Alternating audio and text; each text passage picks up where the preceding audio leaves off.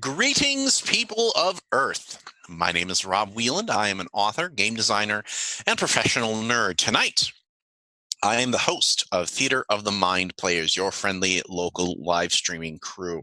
And we are here.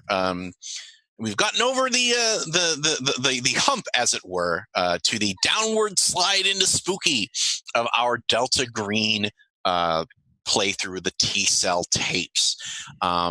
We are on episode 4 out of 5, and I'll tell you, with the way that fall has suddenly arrived, I am definitely feeling the spooky vibes here in Milwaukee. So I'm very excited that we pulled this together around this time, because it's definitely feeling that whenever that crisp chill is in the air, I definitely want to, Spoiler alert, Jordan. I'm going to scare the crap out of some people.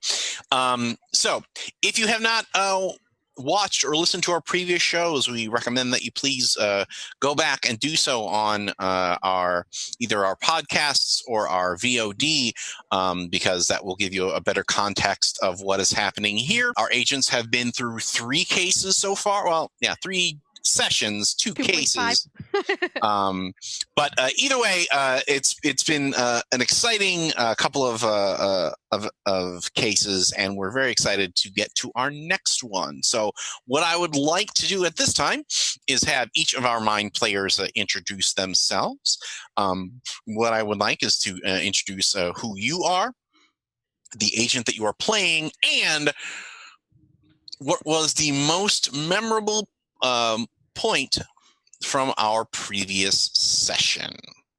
All right, we've got some numbers locked and loaded. Let's get started with our first mind player. Hi, I'm Tawny P. Thompson, and I am playing Dr. Ellis Mandel, aka Agent Teaspoon.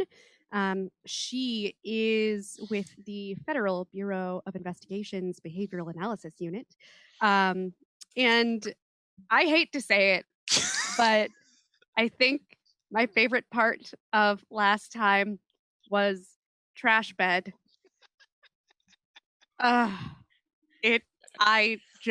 The visceral, it flames on the side of my face. Yeah. I will tell you that this is the kind of reaction that a game master wishes for, of something that clearly affected you, but not in a like actual like it was scary, but not in a like this actually like affected me negatively way. Not like, a trauma way. Right. This was haunted house scary. Oh no. When you said, "Oh my God, this is an episode of Criminal Minds," I was like, I hit it. I hit that target perfectly. That is exactly what I was going for. So thank you for that. Thank you. I'm sorry. Let's move on to our next mind player. Hi, I'm Ethan Eichstedt Anderson playing Agent Tidings. And I think my favorite part was probably the Tony and Jordan show at the beginning. Just her whole fumbling mess of knocking things over, and yeah. It was too good. Perhaps as a display of government efficiency, unfortunately the T-Cell had to clean up the monster from the previous session in episode 2, and due to circumstances beyond their control, they had to send the least 2 prepped agents to do it, because all of the badass super spy agents were in the hospital. I don't know what you're talking about. I'm not a badass super spy, so it definitely was not my fault. And it was unfortunate, but an excellent way to create a, shall we say, recurring antagonist. So let's go to our third mind player and see what they have to say about their most memorable experience. Hi, I'm Tony Cheek. I'm playing Thomas Bowman, aka Agent Taxi, also known as the Failure, previously mentioned. He's an astronaut. Failed forward. Yeah, he's an astronaut working for NASA. And my favorite part, I have to say, is the same thing. I liked our trauma that we had when Jordan got to hear it, but I got to see it. And yeah, we forgot about that part where Jordan's character only heard the awfulness, but Thomas actually saw what the creature had to do to jump bodies. So he gets to relive that every night. It's great. Let's move on to our next. Actually, before we do that, with my daughter is luckily schooling at home, and she has started to give out hugs to people by putting her hands around the camera. Okay. This is a hug for you, Tony. I apologize. Aww. But not really. Let's go to our next mind player. Hi, everybody. I'm Jordan Fishburne. I am playing Donna Rep, aka Agent Trip. And I would say that my favorite moment from last episode is when Thomas did a good thing. Taxi did a good thing and stopped me from shooting an innocent guy right at the top of the episode. So yeah. We had our good moments, and I just want to go into this episode with optimism. I'm going to give half credit to Taxi and half credit to just me. Duly noted, but I will give full credit to Jordan for that callback, and you need to check out some of our older episodes to see why I was so excited. And let's go to our next mind player. Is that me? Am I the only one left? Okay. Hi, I am Sarah Babe. You may know me from such programs as Plot Points, Encounter Party, and Romancing the Game. I play Juniper Jackson Woods, also known as Aka, Agent Tango. I am a historian for the Federal Archaeology Program of the National Park Service. And my favorite moment, I just love the little notes that I ended up taking.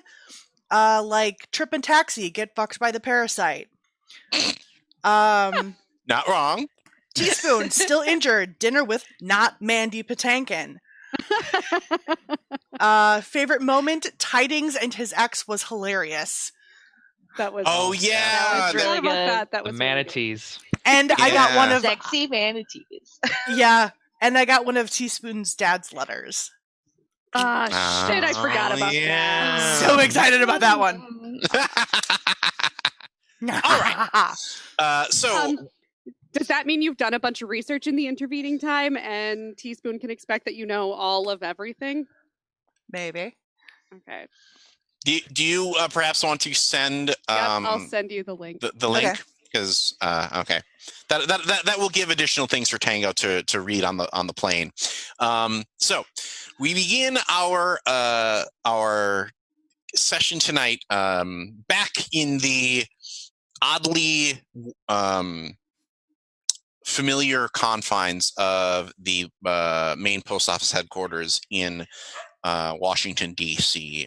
In yet another drab conference room where the agents have been gathered for the first time in a couple weeks since they're off the books op involving Dr. Mandel and her overly curious neighbor, let's call it. And everyone is rested up. You should have all of your hit points back. You should have all of your willpower points back because outside of that, it has been a uneventful, in this case, couple of weeks. Miss Green arrives and she doesn't have a mass. She doesn't have a bunch of props like she did last time, where she was handing out guns and FBI badges to everybody. But she smiles and says, "Well, I'm happy to see everybody back in fighting order. This one is going to be an interesting one. I'll be honest. There was some discussion that about whether or not we should bring you in for this particular case because of what happened in Arizona. But as it happens, two of you have some skills that we think are going to be vital to this investigation. And a lot of times you don't go to war with the weapons you want; you go to war with the weapons you have. I have faith in you, and I know that you're probably very hungry to put things back together. All right, let's just leave it at that. So, Jim, can we dim the lights here, please? All right, ladies and gentlemen, welcome to your health insurance optimization orientation. My name is Ms. Grassel, and I will be presenting this. I'd like to start off with a very special quote here, a little bit of inspiration. The reason that I chose that quote, other than I think it's kind of funny, is we're sending you to the booming metropolis of Gove, Kansas.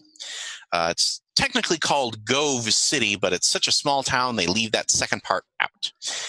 It is the county seat of Gove County, Kansas. It has a population of 80 people per the last census. Wait, 80? 80 people. Yes, 80. And it is currently in the center of a CDC quarantine involving anthrax. Now, not the band. No. Now, Never mind. Agent Tripp can probably fill you in on any specific details about this disease, but the short version that you need to know is that it's primarily a herbivore disease. It's most deadly to animals like cows and pigs. It can jump to humans if they have contact with the sores, but it is easily treatable if you do contact it. Now, in addition to that, I don't know how much you all have been paying attention to the news, but there was a space plane launch a couple of weeks ago. I know that some of you were a little busy, weaning yourselves off of the good drugs, but the space plane project is a replacement for our dear departed space shuttle. NASA wants to have a reusable spacecraft that they can launch and then it can come back down. And they can launch and it can come back down, like the original space shuttle, but they haven't quite settled on a particular suitor yet. There are three main companies that are vying for this project with NASA.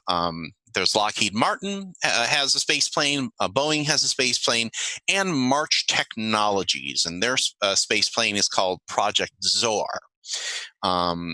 They launched a prototype by the name of Asha on October 2nd. It's a 2-week space flight that's supposed to test, orbital stuff, and they're supposed to do, kind of the usual space shuttle stuff. I mean, I don't really know what that entirely involves. Taxi, do you have any insight on this? On what these are used for? Well, on like being in space, like. Well, most of it's just maintenance. Typically with crafts such as these, they are, used to either transport just cargo or crew or both. But obviously the idea is to bring it back. So a lot of that's heat shielding for re-entry. Okay. But it's not anything in particularly exciting unless you're into space travel. Well, the exciting part is that they lost contact with the Asha. Like it blew up? Like they haven't been able to raise it on radio or video. Was this a manned mission? Or? Yes, as a matter of fact, it was.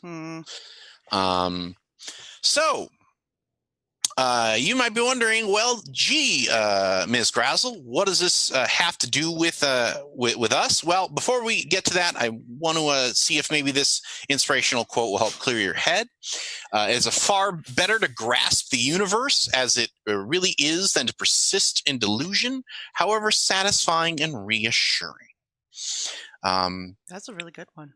We have reason to believe that this man, Agent Halifax, has brought out a connection between these two events. We received a phone call from Agent Halifax on an old dead drop line, and he left us a message. So, Jim, would you be so kind as to cue that audio for our agents here?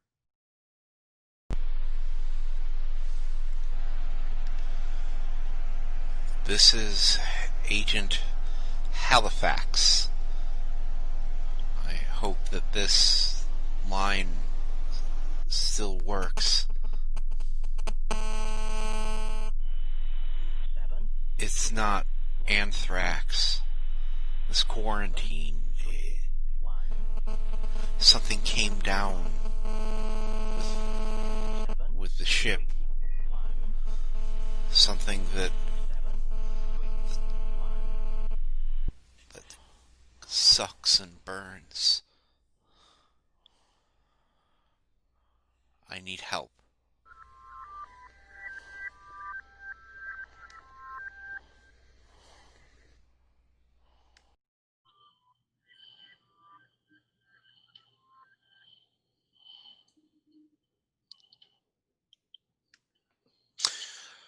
All right. For anybody who might have been texting while we replayed that clip, I have included it with your briefing materials, but the transcript that we have is that this is Agent Halifax. I hope this line still works. It's not anthrax. This quarantine. Something came down with the ship. Something that sucks and burns. I need help. The communications blackout with the Asha also seemed to coincide with the quarantine around Gove. So, what does that mean? Here are your objectives and obstacles. We want you to make contact with Agent Halifax. We want you to discover the source of this outbreak, if it is anthrax or if it's something else. And if you can, we also want you to discover the connection between the two, if there is one, and deal with any unusual problems that might be there. Now, this time, you're going to be working under the cover of being a FEMA response team. That means that I'm not going to have to hand out guns and badges to everybody, but that's okay because it didn't really seem to do a whole lot of good last time. But it also means that, Trip, you're probably going to want to take the lead on this particular case because you're going to be the most familiar with these guidelines. We do recommend that you avoid contact with the CDC agents themselves because that's going to be less blowback if they decide to check up on you guys for whatever it is, because we weren't able to necessarily pull together a full cover for you this time. So if you tell the locals that you're part of the FEMA stuff, that's fine. You're just one more weirdo in a hazmat suit. But if you run into somebody who's in a hazmat suit, you might not necessarily want to broadcast who you are or what you're doing. We're volunteers. That explains why we're volunteers. Okay, if you want to run with that, that's fine too. We'll talk about it on the plane. For quarantine procedures, they don't normally accept volunteers. Oh.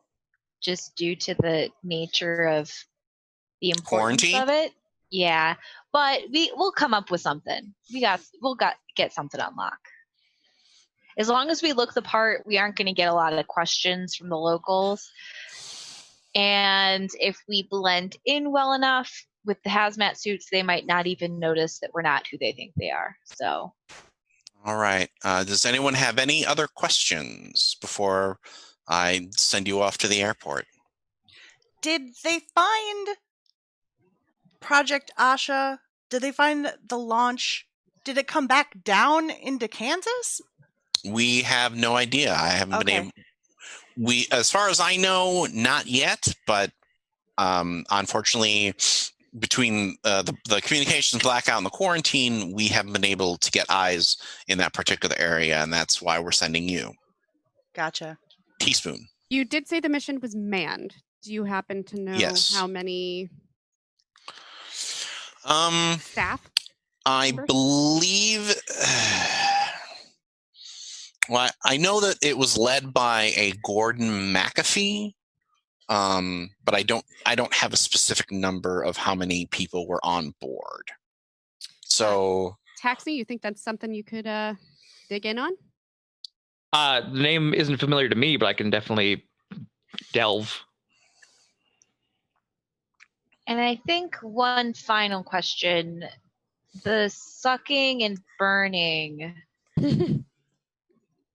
that was mentioned, but they are under the impression that this is anthrax. So they're getting sores of some kind still?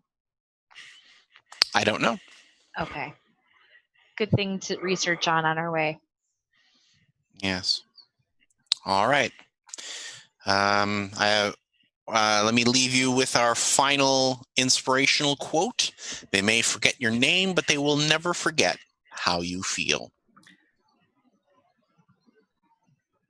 Be safe out there. And we cut to. I don't think that's how that quote went. I don't think so either. We cut Oh, it to goes now. the airplane on its way to Kansas, and you can now feel free to access the evidence element that the link that I just sent. It's essentially a collection of articles and transcripts of news clips from a variety of sources, including. Oh wait, let me modify that one really quick. A wide variety of sources, including. Let's see here. We've got some World News Tonight. We got an MSNBC article. There's a Fox News clip from Hannity. Right. That would be useful. I'll be ignoring that one. Actually, he might be spot on if he's talking about conspiracy theories. Fair enough.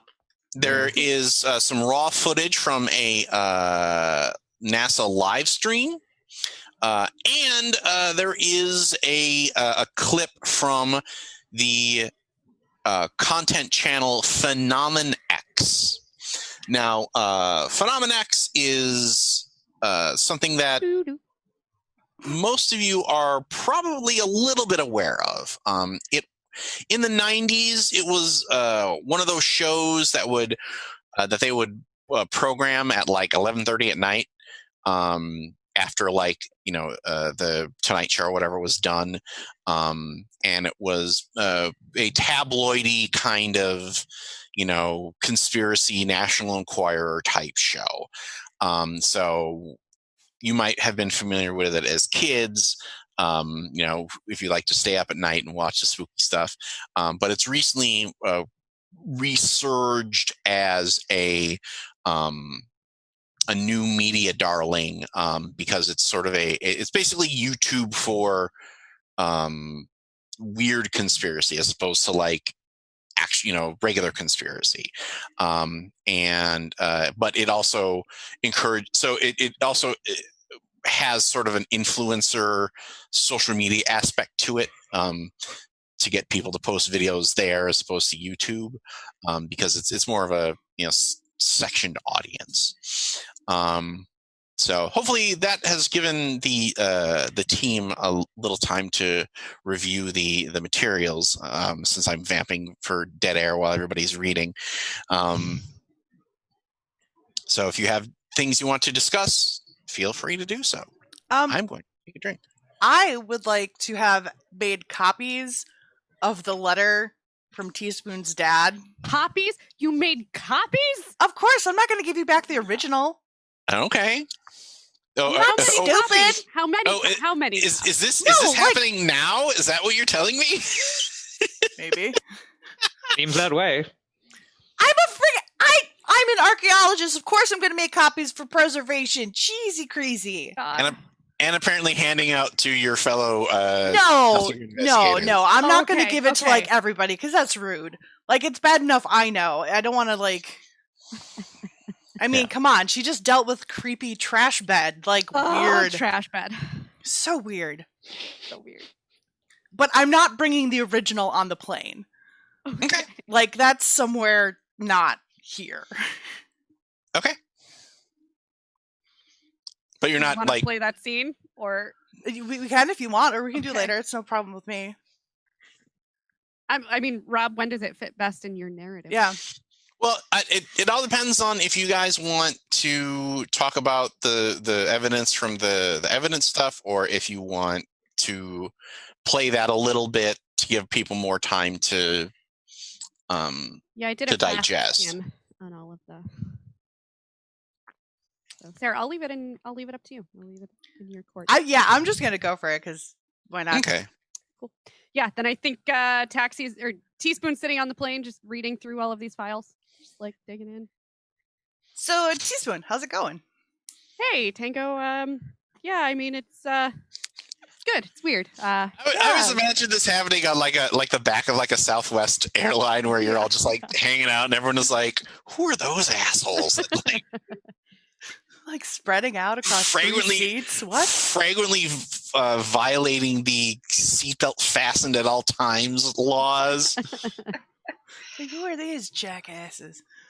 Yeah. Jack decided we should pick up knitting. He thought it would be good for getting my arm back in shape. So here we are. I'm not very good at it.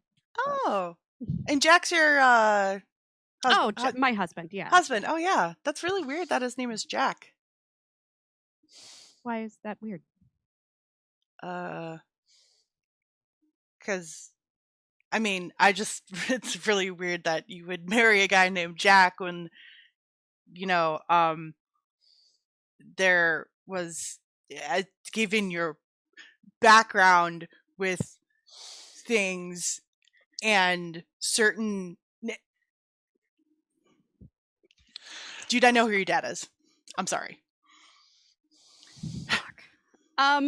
Okay. See, so you're talking about the weird Jack the Gripper nickname now. Yeah. I just want to. In my head, I'm picturing Tripp's eyes like coming over the seat, like. Just the look on Jordan's face is very like. Oh. No. See, there's two seats like this, and you just see. Me looking in between the seats. Over the seat is too obvious.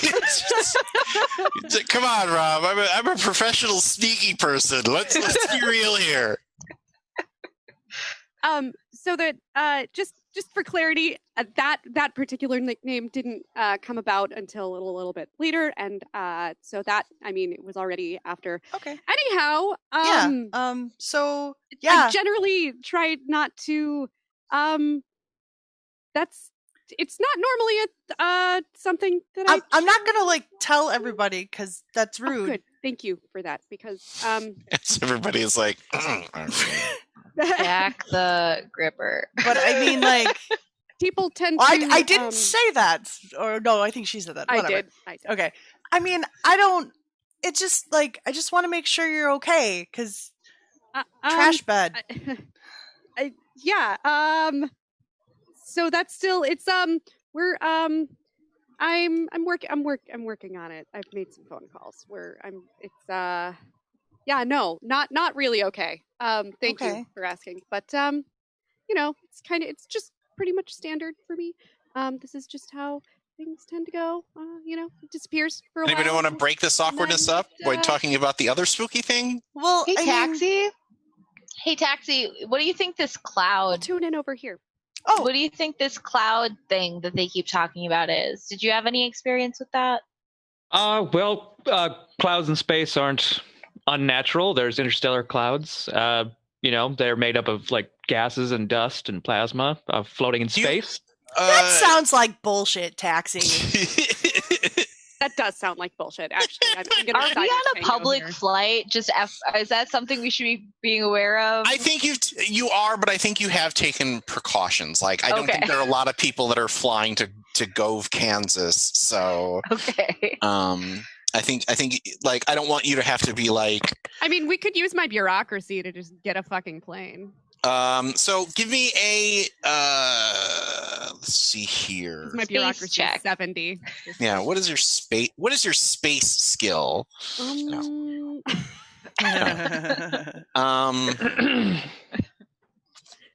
I think this is going to be I think physics is one of the skills, isn't it? No?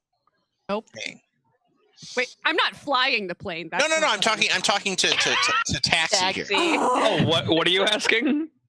I'm trying to figure out what your this is what I know about space skill is. Well, I would hope it's high. Probably science type. Let's see here. Let me look at my thing. Well, I have Signet. I have science, meteorology, physics, and math. Let's do physics. Okie doke. What rating is it? 40. Well, like the thing about space is that it's weird and it's trying to kill you. It's the final frontier. and like they mentioned this phenomena in the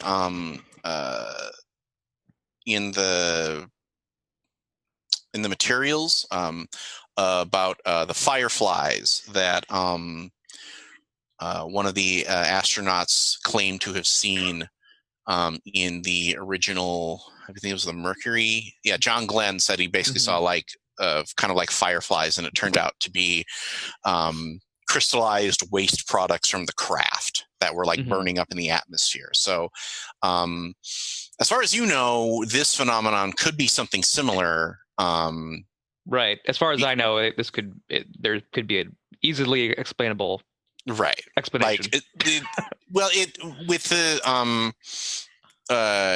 with all the cameras and technology that they have these days, it could be electronic interference. It could be, or they're picking up some sort of thing that, like these cameras. Most of these cameras aren't designed for outer space work. Like they try to like harden them and fix them as best as they can for what they think is they're going to need to be how to operate, but they could also be encountering something that nobody else has encountered yet. Very, very possible. I feel like this final thing with this cloud that's moving in the live stream, exclusive, phenom exclusive. Oh, with Duke Skywatcher?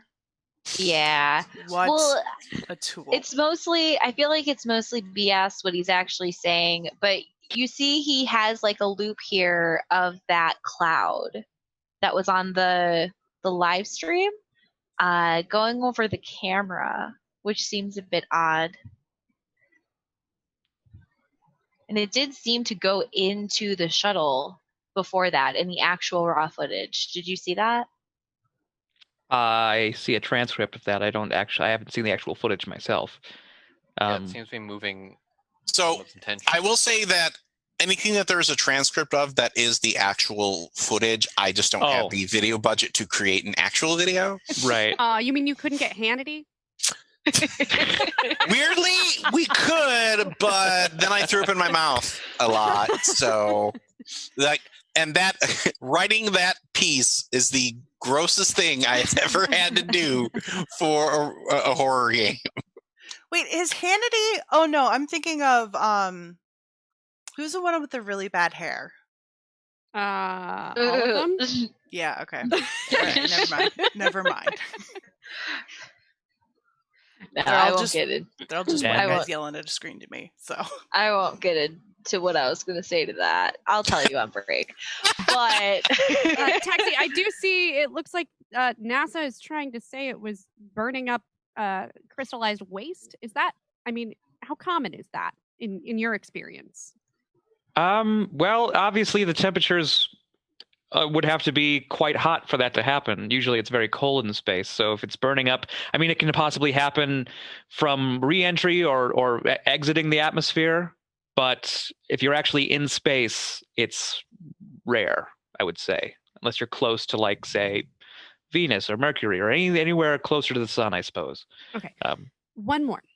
Have you ever seen anything like in space out there that, was weird?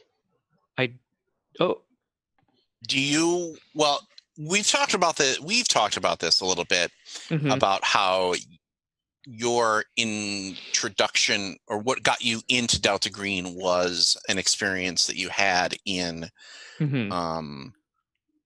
orbit. I don't necessarily know how much of that you want to reveal right now, or how much of that you want to work out on the side. So be as mysterious as you want to be here, but like if that's what we're going with, I just wanted to make sure that we were still on button with that as far as your backstory.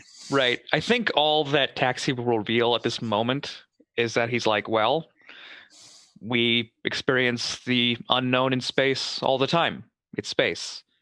But I don't believe that I would be hired by our organization if I hadn't seen something unique. Dr. Mandel, do you have what is that? Human, I believe. I have a 90 in human. Taxi is very clearly talking about a traumatic experience here that he does not want to go into. Like it, the indicators are very clear to you. Okay. I think as soon as he says that, I'm not trying to push anything on you here. Just trying to see if this has anything to do with Taxi. Is there something that you maybe want to do as like a visual cue of like, I don't want to talk about this, like, grip the seat bar or like, well, like maybe that, yeah. We do have particular fingers. We were inverted, and I give ET the bird, the finger. Mm-hmm. Okay. And I'm sorry if I made you uncomfortable, Taxi. That wasn't my intention. No offense taken. All right. I used to see strange clouds all the time when I was in the woods. But it was usually somebody smoking something they weren't supposed to be, or it just happened to be the weird atmospheric conditions because of weather, and you had a really weird mist on the ground. I'm sure this is perfectly normal. Right, this is someone in space smoking something. Yeah. Well, no, not that, because that's not a good idea. But we cut no, it's not. We cut to the classic black SUV. Hopefully it doesn't traumatize anybody, given the last time you all were in a classic black SUV. Yeah. Who's driving this time? Is it Not still I should have upped my drive. This is what I should have done. Everyone is like Everybody stands on the passenger side, just stares at the door like someone else. I can certainly give it a shot. Reason. I could ride it. Tidings could work the pedals, and I could work the wheels. Is this the thing where everybody, like, you're at the gas station and everybody gets in, like, the non-seats, and whoever's last is the, like, oh, all right, All right, fine, well, let's roll off for it then, if nobody wants to drive. I mean, I'll do it. What are we rolling? I just don't think you'll be happy about it. Let's just roll a d6. I gotta get a Highest D6. have to drive. All right, here we go. Whee! I rolled a 2. I got Roll the a 4. 5. Oh, Sorry, I don't get tidings. a Driving, D6. unless Jordan. Okay. rolls- I got a 1, so I'm definitely not driving. All right. All right, Tidings. I've rolled this Nexus dice twice, and both times it's come up as a 6. Gotta save it for a high roll game. Yeah. I got a 5, which means I'm clearly riding shotgun. Great. I got a 4, so I'm riding bitch. Yep. Yeah. All right. We see the SUV as it winds through the expansive Kansas scenery. So fields. A lot of fields, a lot of rural highways. The opening to any Supernatural episode ever. Right. except it's a black SUV instead of baby. Yeah. All right, yeah. On the And your audio drive-in, is working just fine, but- I can't hear anything right now. Okay. Well, we can hear you. Yeah, we're hearing you. He doesn't need to be talking. He should be driving anyway. Well, no, we should pause. I know. And make I'm sure we just get our trying tech back up. Okay, I'm Right. good. Okay, Okay. Good? cool. Okay. I have no idea what happened, but I want I to turn up wanna- my volume and I want to take a chance. Hey, Teaspoon, just before we get there, I just want to. You seem to be the best with like procedural stuff generally. And Yeah, I talking mean, to I have a people. pretty good understanding of I would hope I have a pretty good understanding, anyways, of human nature, and how people Okay. tick. Well, I'd love to give you a breakdown of the common CDC quarantine procedures and stuff, just so you have like a good idea of what we're going into in case somebody that's good at talking needs to talk about this. Don't lick And the I- samples. Yeah, I give Teaspoon a good breakdown of, expected procedure, who people are supposed to report to, and stuff like that, just Okay. so that we have that in her back pocket. So go ahead and give me a probably a medicine roll here. Okay. Don't fuck this one up. Medicine. That's a 60 that I have to roll under. Yeah. Gonna do on the pair of dice that I just pulled out for this game to try and get some better rolls. That is a 39. Okay. Nice. So that means that teaspoon, when you're trying to be convincing and clever about, if somebody does ask you to do the talking, you're going to get a 10% bonus on this particular element because of the information that Trip has given you. Thanks, Trip. You're welcome. So the address that you to make contact with Agent Halifax is an old farmhouse, and across the street from it, there are half a dozen floodlights shining down on a junkyard, and you can even as you kind of roll in, probably between the flight and everything. You're probably rolling in closer to sunset. The lights are blazing on, and you can hear heavy machinery and the hum of like you can feel the thump of cars being wrecked and pulled apart and smashed into tiny cubes. And across the street from that is where your GPS says you're supposed to meet Agent Halifax. And as you pull up,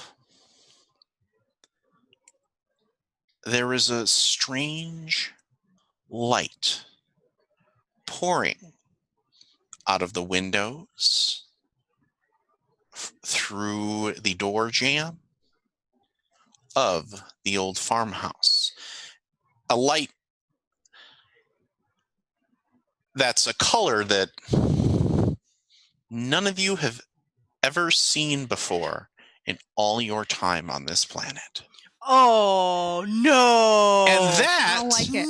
is where we take our first commercial break. No, fuck you, Rob. No. We'll be back in just a few moments for Act 2 of The Killer Out of Space. We're totally screwed. See you then.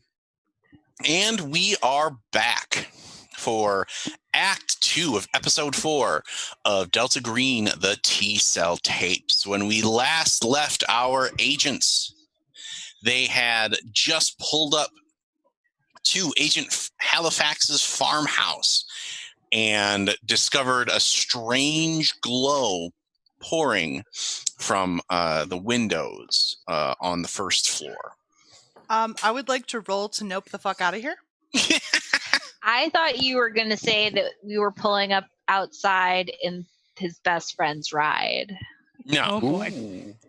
I think the first thing I do, I'm just going to look around at everyone. You almost killed Sarah with that, dude. I nearly spit water on Brad's computer. I would have died. It would have been a worthwhile death. A good way to go. Yeah, but then Lord of the Board goes to jail, and that really hampers our efforts to keep the show going. I mean, it'd be easy. Also, we'd be sad that Sarah's dead. Yeah. He could do it from the inside. It would simultaneously kill 4 podcasts. Yeah, So- True. Yeah. One spit take, all of it's screwed. Okay, so I think as soon as we pull up, though, like Dr. Mandela is like, has anybody ever seen anything like this? Oh yeah, sure. Where? When? How? Oh, I was Why? out in this one place with some stuff. It's totally normal. Have you Were you seen on LSD? Poltergeist? Peyote? I'm Opium? lying. I was trying to make her feel better, but thanks for asking all the question, guys. I'm just gonna say I could tell you were lying. I'm really I good I was at that. trying to help. If it makes you feel thank better, you. I saw it in a appreciate movie it. once. Okay. Wow. That's, you know what? Let's act like I just never asked that question. How about that? Yes. Thank you for Fair. wasting everyone's time. Fair. Fuck off, Taxi. I don't think I was the one doing the wasting. Wait, are you making fun of me now? I'm making fun of both of you. Okay. I'm sensing hostility. The glow subsides. It hurt us. Whatever it is that's glowing, it hurt us. Glow can't hear. Well, apparently this one can. Listen, I'm not saying it's aliens. But it's aliens. So, biologically, I have no idea what that was. We might want to go in and see if, like, there was a light from the house, like a, like some for a back door. I'm yeah, nervous. Like, Agent Halifax's recording sounded very creepy. Well, yes, but definitely a little agitated. And Jordan? if he's in some kind of state. Are we in hazmat suits? No. Do I have a Geiger counter? Can I test for radiation? I'm going to say, yeah, I feel like you are enough of an expert to have thought of bringing something like this. And you are detecting radiation. Okay. So like it's not like click, click, click, click, click, click, click, click, click. Yeah. Good impression. the Foley work is out of this world. The finest. I feel like you're going to be nominated for Best Geiger Counter in a podcast from that. In the Ennies next year. Yeah. Here's looking at you, Ennies.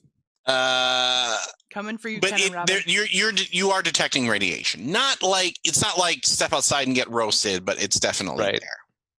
Enough to be dangerous, probably, or just hints. I mean, any radiation like this is dangerous, but not like. But I'm talking like Japan, where the A bomb is, and if you go into a certain region, it's like it's more than you would expect from a regular Kansas farmhouse, but it's not Chernobyl, right? Do we want to proceed with the expectation that this is somewhat related to the quarantine in this area? I think that would be a safe bet. Because if that's the case, we might want to suit up right now. I am perfectly fine with suiting up. Very, very okay with Just so you are aware, by the time you suit up, it will be completely dark. Oh, good. Oh, great. Perfect. Thanks, Rob. Fuck. I'm fine with it. Did we bring flashlights? Yeah. I would. Okay, then I think it's worth it. Great. We brought a Geiger counter, but damn, we've got the flashlights. I do think we should go around and see if there's a back door, though, and like just cover the exits as well. What are we covering it for? Light? In case he leaves. But if he's in there and he's agitated, we don't want him getting out of here. We don't want him getting not cranky. only like spreading around whatever radiation he's got going on, or whatever disease he might be having, or whatever stories we're supposed to be keeping contained. All of the above, like, just would be really bad situation. So was there like a long dirt road that led to this place? Like this, is this like in the middle of nowhere, or are there houses and stuff close by that people can see? There are definitely farms, but it like the closest thing probably is the auto wreck yard that's on the other side of the highway. But this is like a 2-lane, one one direction that way, one coming and going kind of highway. Like it's not in the middle of nowhere, but it's probably in the like outskirts of nowhere. Yeah, gotcha. Like you could probably drive the bustling metropolis of Gove with 80 people is probably like a 20-minute drive. So we're thinking East. Kenosha County. Yeah, like I'm definitely drawing upon my memories of driving to Whitewater every weekend in the sort of experience that I'm going through here, and that's Emerald Grove. and that's relevant to like 4 out of the 5 people here. So I'll take that as a win. Sorry, Tony. This is But the best time of year to do that drive. Sorry, that's a non sequitur, but that's true. so let's go, guys. Let's. So you are all suiting up first. Yep. Yeah. Cool. I'm making sure that they do it properly as well. Checking us over. Can I have everybody make an awareness check, please? Oh, yay. That's my favorite kind of check. That alertness? Alertness, yes. Sorry. Oh, that is nice. And just throw me the yay or the nay. So my alertness is 81. Whoa. Wow. Oh no. It's all you, Jordan. Hey! No. I missed it by 5%. I missed it by Swapping 1. dice. 1. Swapping dice. All right. Club. Dice are going So back and everybody forth. gains a fail check on that. Yeah. Great. Who's getting radiated, Rob? All of us? It's an awareness. It's just we don't see him sneak out the back. No, They it's not. come up behind us and hit A us with a hole in club. one of our suits. We don't notice no. the fact that there's a friggin' shotgun in our faces. No. You Hey, Squid. you get your stuff set up, and the sun finally sets. You've got your lights out, and it looks like there is a front door and a back door to this farmhouse. Mm-hmm. You see if there's a storm cellar or something like that, just to be safe. I don't think Just there about is. to ask that. Do they have that?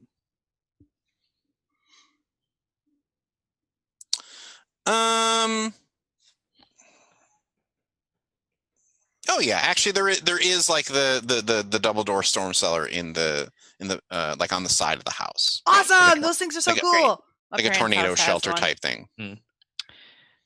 Can I check that first? Yeah, you can certainly go into the basement in the dark. I'd love to. Is the light still coming out from up the ground floor? No, like when you were getting set up, you kind of saw flickers of it, but now that you're all suited up, it's completely dark in the farmhouse. Yeah. It's just like space, just more gravity. I mean, depending on what planet you're on. You pull open the doors to the shelter, and your beam casts its light through the dust particles down a flight of concrete steps into a what looks to be a basement of some sort. Can I assess the area? Is there anything out of the ordinary, or is it just like food and supplies? Is it like there's a boat down here? Why would you put a boat in a cellar? I don't know. People are He weird. said yo. out of the ordinary. Yeah. Kansas go is ahead. landlocked. It could Go be ahead a and spaceship. give me It could a be have lakes. boat. Go ahead, and there's an old Wisconsin Dells duck down here, and go ahead and give me a search roll, please. Search is not good, but I did it. 12 under What? 22. What? Awesome. Huh. Um, So, did you know that Kansas has 120,000 lakes? Yeah. A lot of lakes. Mm-hmm. And that's not known as the land of the lakes. That's what I was just thinking. Midwest brain is just the same brain. We're a hive mind. Yep. Cheese. That's why we all Beer. say "ope." Oh, Oh man, I didn't still even. don't have the ope instinct. So there Accidentally are run two into more things people. that you find that there are two things. I feel like the ope instinct maybe counteracts with your yawl, and you haven't dropped back Yeah. yet. So there's like see, Fair enough. that's the only like RAM space that your brain Yeah. has, and you do one or the other. if I'm running in a Y'all video came game out and of nowhere. yeah. So sorry. Oh no, I'm fully admit. Why do I want all this cheese all of a sudden? So you in the standing on the steps. Are you going into the cellar, or are you just scanning from? No, the top I of the am. steps? I'm going in. Okay. This was at one point an actual no shit bomb shelter. Like it's concrete. It's poured concrete down here. Like the stairs are concrete, the walls are concrete, and it looks like Halifax has been using it as some kind of pantry. Okay. Because there's food stored down here, and it looks like it looks like he's done some trips to like Sam's Club and Costco and places like that. Like it's not like full prepper, like only dried, right, like canned stuff packets or anything like that. But it's definitely like been used. The other thing that you find down here is an old break apart shotgun. Do I need to detect traps, or can I pick it up? I mean, if you want to give me what's your alertness? My alertness is 60. Yeah, this isn't booby trapped or anything. Like, I mean, this is also out in the middle of farm country. You're gonna you're gonna trip over a shotgun every now and again. Is there anything that I see worth taking? Well, other than the shotgun, I mean, it's mostly like food items. Okay, so no documents or anything? No.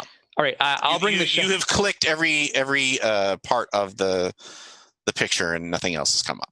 I don't know how armed we all are, but I think I'll pass off the shotgun to Teaspoon. I'm assuming that or Teaspoon and Tidings have their service arms. The rest of you do not. Okay. That's like the default, unless Miss Green hands out guns like candy. And given what happened in Arizona, I think that she's maybe not going to do that anytime soon. Can I check if it's loaded? Yeah, it is broken open, so there are shells nearby that you can take and hand out. Okay. So, yeah. While Taxi's doing that, is anybody else making a move into the main building, or are you waiting for him to scream? I mean, come back. I was going to knock on the back door. Yeah, I was going to go around by the back, and then I figured if Tidings and I split up since we were the two armed people. So is that saying, because I was thinking about going in the front if you guys are going around back, otherwise I could head downstairs with Tony. You go front, and then Tango and I will go around back. Okay. I could also grab some cheese balls if y'all are peckish. I'll half and half. I'll stay at the corner of the house so I can see the entrance to the storm doors and the front door with Tidings. Okay. Looking out for that dust in the wind. Yep. And I would think we would try to breach at the same time, if you will.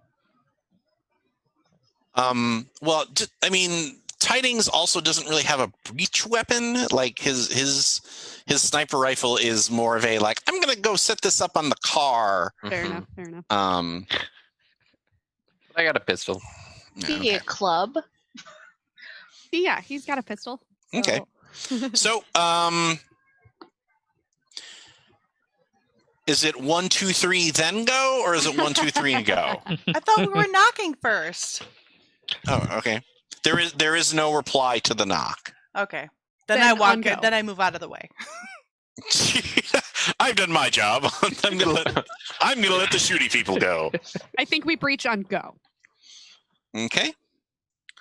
So 1, 2, 3. Go, go, go, go, go, go, go. Move. Boom. Door kicks in. Teams,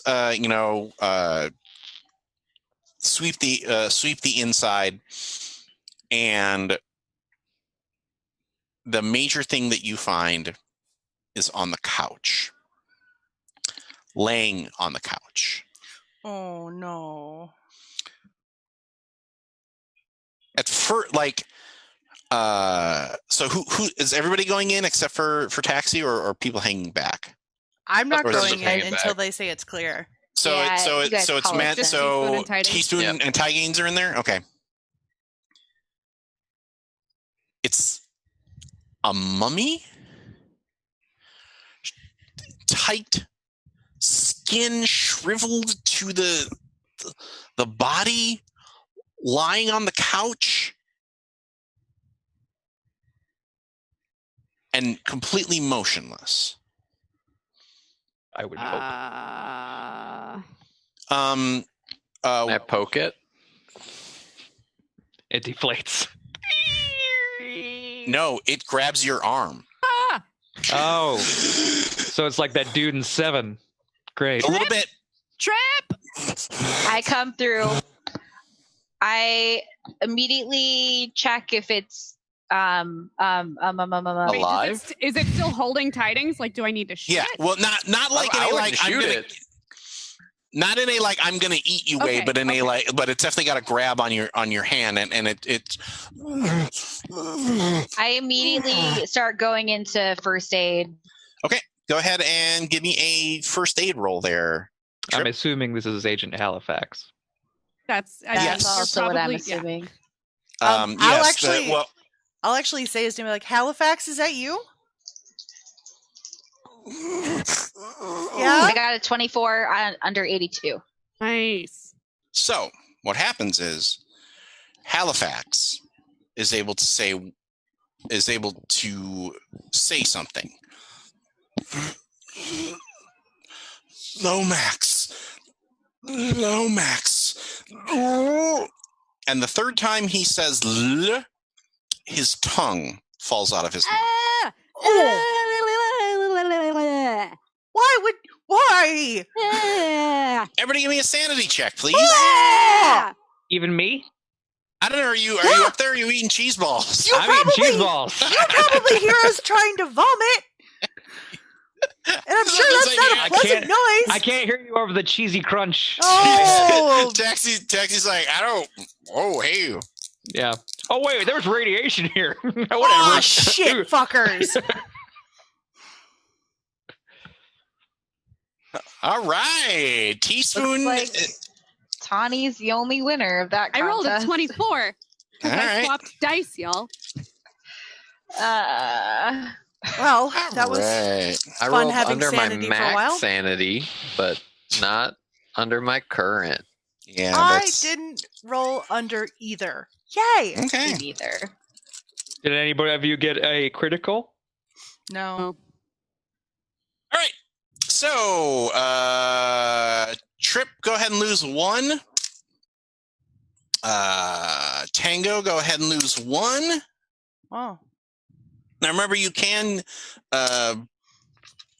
pull these out of your bonds as well, too. And Nah. tidings, you're going to lose 2.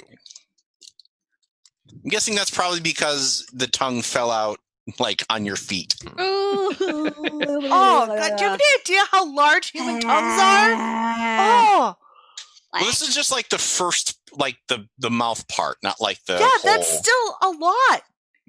Well, Like, tongues are huge. It's all in your mouth. It's one of the biggest muscles. I'm done. No. I have bad news, guys. Loss of tongue is not a symptom of anthrax. Golly, thanks for that. Well- I was definitely assuming this entire time that anthrax was the powerhouse of the tongue. Halifax rolls like he sees his tongue go and kind of does like a I should get that and tips forward onto the floor. Okay. Oh, do you want to try to grab him? I was gonna grab his wrist, like as it reached out, and bring it back into his chest to get him to stay where he is. Okay. Because moving is not a good thing to do when you've just been mummified. Probably. Alive. Yeah. Or Go ahead and I- give me a strength test here. Cool. I'm really good at that. So whatever your strength rating, whatever your strength characteristic is, what is it? 50. Okay. Yeah. So Well, my strength score is 10 times 5 is 50. you're correct. Okay. A 46. hey. Oh, good. That means that he doesn't actually fall on top of you. Okay, good. But- That's good. But when you Wouldn't be the grab first time. when you grab his arm, his skin sheds like dry paper. Nope. Like Piper's. I compartmentalize and just press him down, like put my hand against his forehead and just say, calm down. And Breathe as he much as you can. takes 1 breath, 2 breaths, and that's as much as he gets out before he dies. Fuck. I start examining him immediately. I take a sample. Okay. And look for any like lacerations or swelling or like sores that he might have or anything like that. Okay. I probably put his tongue in a bag. Since it's already off. Tango remembered we're in hazmat suits, so if I vomit, it's going to be inside of the suit unless I take it off. Oh yeah. Yep. Pretty sure he was past the point of no return before we got here. Yeah. I hate to say this, y'all, but I think we need to dispose of this body so that no one else finds it. And after clean it down. You're done with your fuck you, Edith. Inspection trip. Are you dry heaving? Are you dry heaving, Tango? Oh, probably. Yeah, like as soon as I hear it, I say, "Get outside! Get outside!" All right. I'm a sympathetic vomiter. Get outside. Gotcha. Helmet off, and I just let loose. Yeah. So, tax. So we're gonna split focus. Let's stay with Teaspoon, Trip, and Tidings inside the farmhouse. Tango's on the back porch vomiting. Trip, how long do you think this is going to take you? I am not comfortable with this body right now, and I think we need to dispose of it as soon as possible. We do. Just let me take a few samples and do a preliminary autopsy just to check out how things are. I'll be as quick as I can. And I start going at it. Okay. Give me, what's your forensics skill? 61. Okay. Go ahead. Well,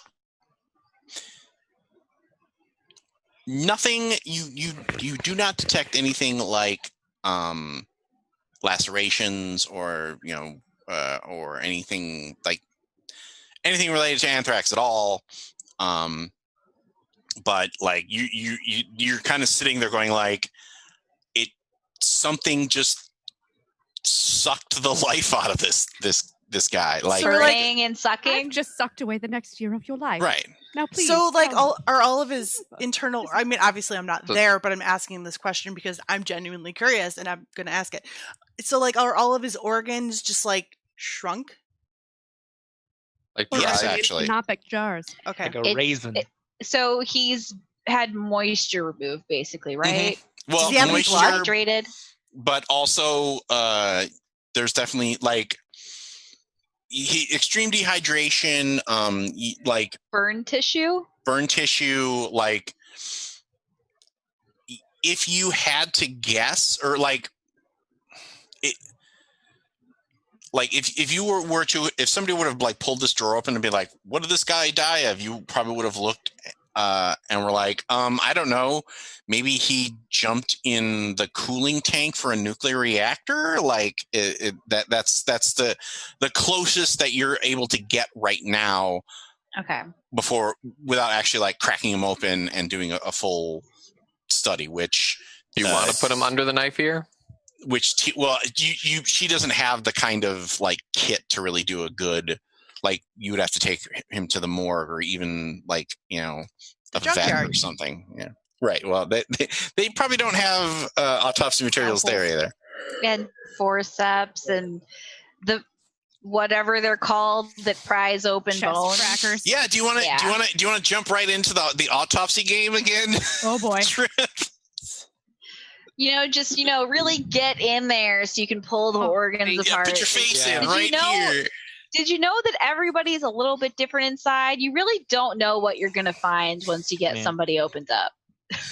Yep. Some people have spider I took a few of those classes in my doctorates, and we're good. Taco's good out here. We do. Sorry if Sorry if that squicked anybody. I try not to do that off the cuff. Hey, I just had somebody's It's tongue the fall out. So It's same with like a lot of dead animals in the forest. You can see like 5 different raccoons, but they're all going to look a little different on the inside because somebody ate a couple of the organs or something. I mean, a thing. I don't mean one because people don't do that. I mean, so we cut I'm to. going to go vomit again. Well, no. We actually cut back to Taxi and Tango out front, and go ahead. This is going to be weird, but I'm going to ask you to do it. Can you give me a con check? Her? Her. Okay. Yeah. Yay! I got a 33. Oh, wow! So Oh, you didn't wow. actually. So you actually handled your stuff. You didn't actually like throw up. Like you got like as soon as you got the thing off and got some like fresh air going, you're like, okay, Yeah. okay. It's like So being if she- carsick. If she crit success, does that mean she like found a Tums on her or something? Zofran. Oh, it was in the hazmat pocket. That's weird. I don't think I would eat hazmat pocket anything. On the inside. I would at least once. Just once. Just once. Joke. No, that's Never. a, Not outside pocket. Never. that's a fair point, Toddy. I do not think I would eat hazmat pocket anything either. Nothing. No things. I'm gonna. Not a I'm gonna- situation in which I would. I feel like that's a poll that I should throw up on our Twitter. Like, would you eat as a mint woman- out of a I mean, hazmat pocket? As a woman, I'm very excited about pockets in general. Not so much for a hazmat suit. I'd have to pass on hazmat suit pockets. I'm pretty positive hazmat suits don't really have pockets because that's No. more area for That seems- contaminants yeah. to go into. Yeah. Thanks, it has pockets. Yeah, no. Shit, yeah. I mean, hazmats might have their own 5-second rule or something. No. So, Tango and Taxi, you see Mhm. a pair of headlights on the highway, and as the vehicle gets closer, your Taxi, you recognize it as a National Guard vehicle. Okay. Ooh. Okay. So I It's think coming down the road. So I think what I do is I think I take the shotgun that I have and I walk over to our vehicle and I just toss it in the back because I don't want to be holding it. Okay. Okay. I thought you were And- gonna like threaten them. No. Yeah, let's threaten the guys in a Hummer. That's a great idea. I mean, I didn't load it or anything, so I have the ammo. I put the ammo with it, and I'm just waiting out front to greet them. I'll be up there looking friendly. Okay. This is why it was important to see whether or not you had just horked. So I think the three of you, the three inside the house, feel that sweep of the headlights, and you glance out the window to see Taxi and Tango moving towards the. I straight up, as soon as I see the headlights, I look at Tidings and Trip, and I'm like, "Hey guys, I'm gonna go do the talking thing now that I do." Tidings, we should probably start getting this out of here. Do you want to y'all move go it? out the Like, where are we back. going to? We should burn it. At least put it in the tree cover behind us. Y'all go out the until back. we I'll can- I'll go. handle Okay. this. Out front, Oh God. the two National Guard guy. There are two National Guardsmen that get out of either side of the vehicle, and they say, "Evening, folks. What's going on?" And they're sharing like, what, this was not what we were expecting, glances with each other. We got a call about unusual radiation levels here. Yeah, we were visiting. The guy who's been staying here. He's one of our buddies. So, yeah, Unusual radiation. yeah, just a little elevated. Nothing like Chernobyl. Shit, you know. Parker, get that Geiger counter. How long does it take me to get out there?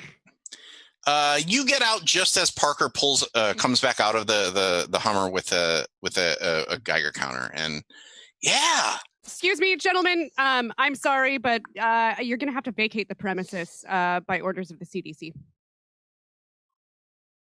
Are you a doctor? Yes. Not a lie. Not a lie. I'm a double doctor. The best kind of right is technically right. I didn't lie either because I okay. Can't roll that. Actually, I want you guys to roll that. I want Taxi and Tango to go ahead and roll their persuade and tell me if you succeed or fail, because that's going to determine if there is a difficulty for Mandel. Woo! Okay. So that's actually going to cancel out. So you're just going to roll your straight persuade.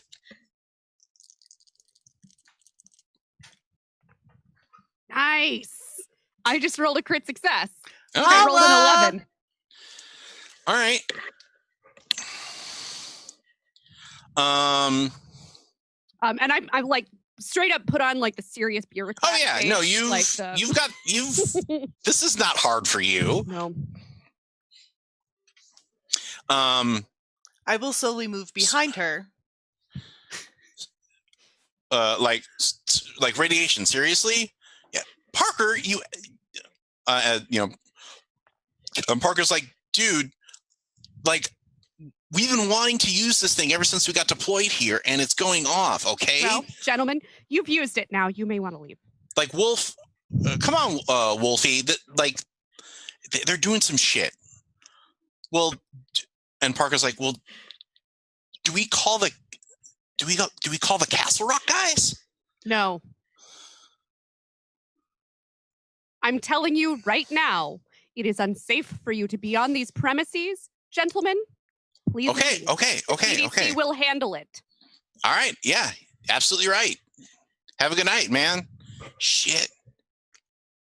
We don't have to can I get your badge numbers, please? Also, I need to check in on you later. I'm... They don't have badge numbers. Yeah, they don't have badge numbers. Okay, but whatever. Your identification numbers? Yeah. Well, I'm Parker. This is Wolf. We're part of the Kansas National Guard. And he gives you the relative information. I don't know that off the top of my head. And your CO, please. Sorry, I'm just really playing this. Well, Smith. Sergeant Major Bania. Sergeant Major Bania. Well, I mean, this is interesting. So Parker says Sergeant Major Bania, and Wolf says, yeah, but the Castle Rock guys are kind of running the show. We're well aware of that. So wouldn't that Wilson guy be the? No. Wouldn't he be the? Well, look, I mean, Doc, you know how it is with the way that this thing has been run, right? Like, we're here to keep everybody out, but like, the Castle Rock guys are the ones who are running the show. I am very well aware of the Castle Rock guys. Thank you very much, gentlemen. I do appreciate your information, and really, seriously though, truly, it's very much not safe. You're not suited up properly. Okay, we're going. We just wanted to check in on we were told to check in on everybody here, and all right, fine, whatever. And they hop in the Humvee, pull out, and zoom away. Oh boy, that sucked. Woo, okay. Yep, we're good now. If it's so dangerous, why are we here?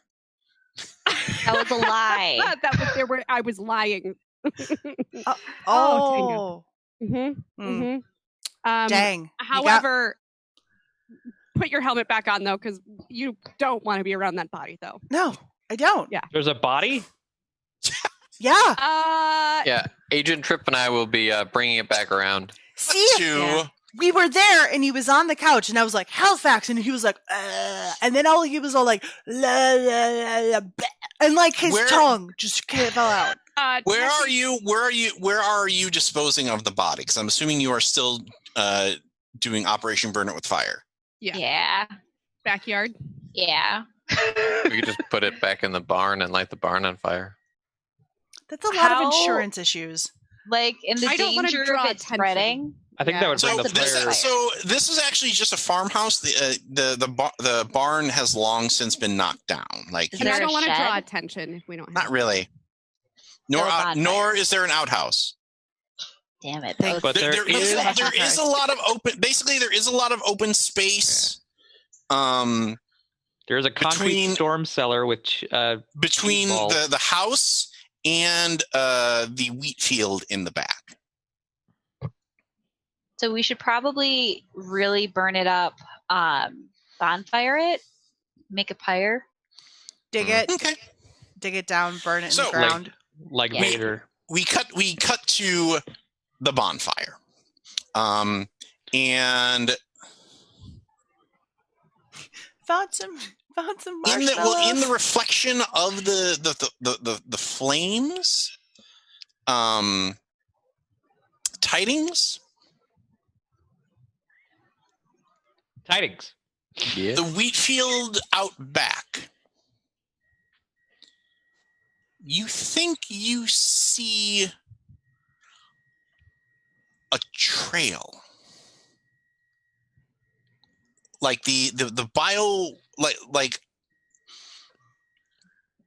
a strange bioluminescence that's drifted along the top of the stalks of wheat that are blowing in the fall wind, leading away from the farmhouse.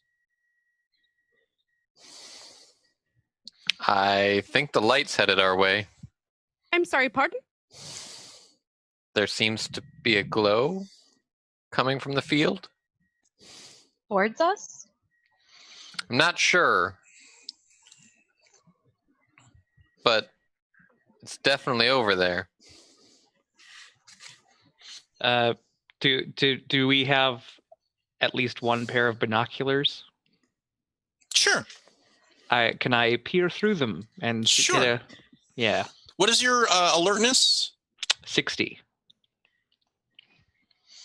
You see the strange glow, as if whatever was causing the glow in the house had run along the tops of the stalks of wheat. But more importantly, on the horizon, Mm-hmm.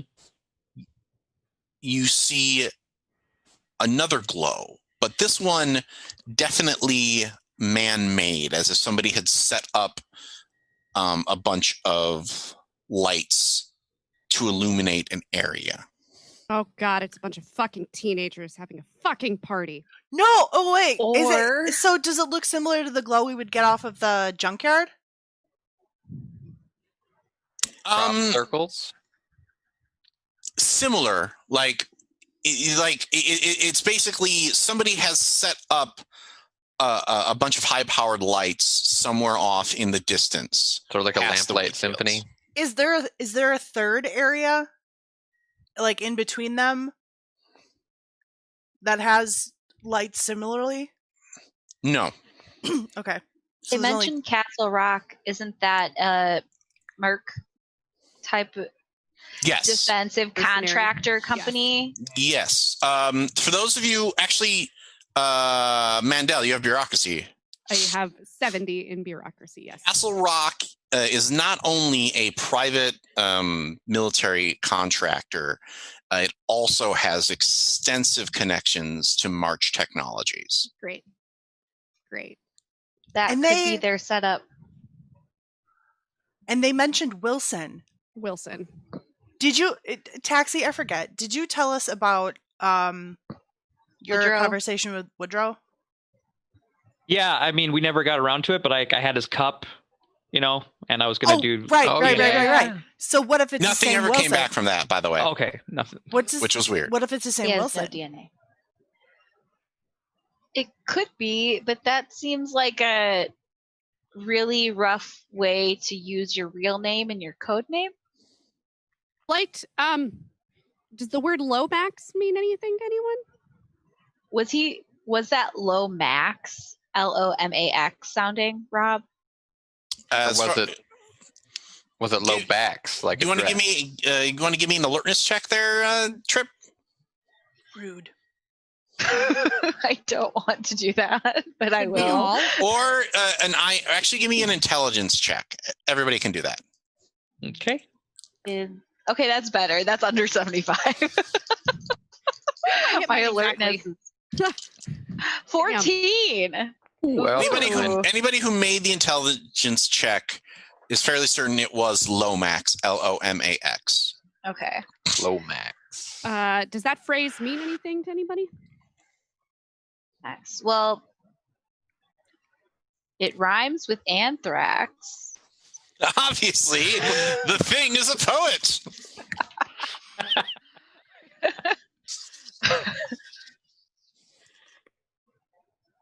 Write it down. It's a poet. Write it down. He's a poet, and he didn't even know it. Ugh. Does anybody have survival as a skill? I do. No.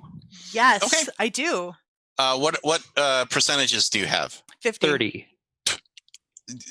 So you said 30. 50. Okay. Well, Tango, Mhm. because you're a nerd, Yeah. you were reviewing more like local satellite images and things like that. And not that far from here, there is a farm that was owned by the Lomax family. Oh, okay. Okay. Great. Do we think So- it could be towards that light? Next stop. No. Well, like if the light is this way, the Lomax farm is more over this way. So like a 45-degree angle to the Yeah. next direction. Okay. What do we do about this light, y'all? We didn't I see think- anything through binoculars. You go towards the light, Carol Ann. Nothing strange out of the weird coloration of the wheat field. Okay, then my 2 cents worth would be to go to a house, go to see Lomax.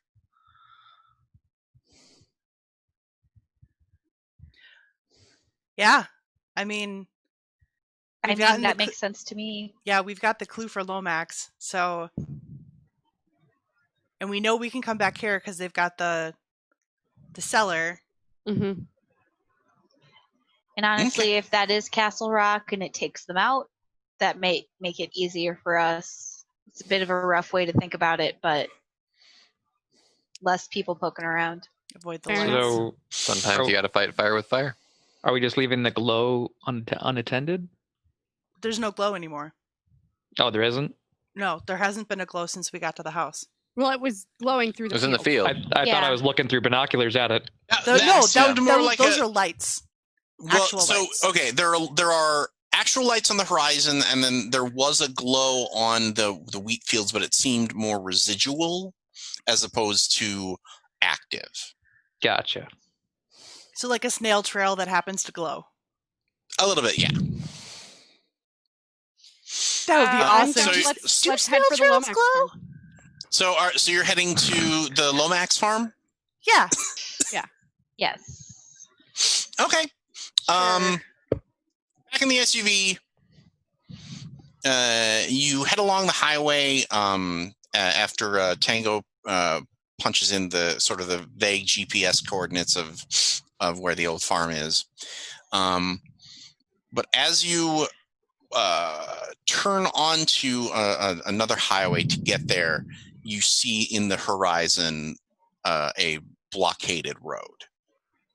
It's two military-style vehicles, pulled up, and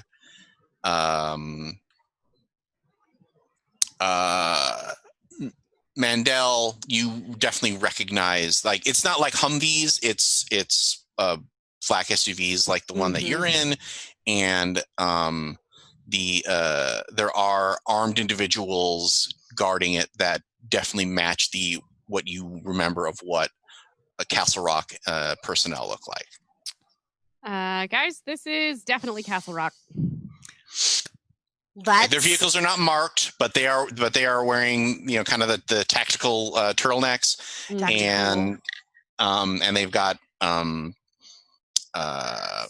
submachine guns. Yeah. So if it's mainly farmland around us, can we just flip off our headlights and drive through the field around? You read my mind, Ethan. Would they have seen us coming up if we could see them?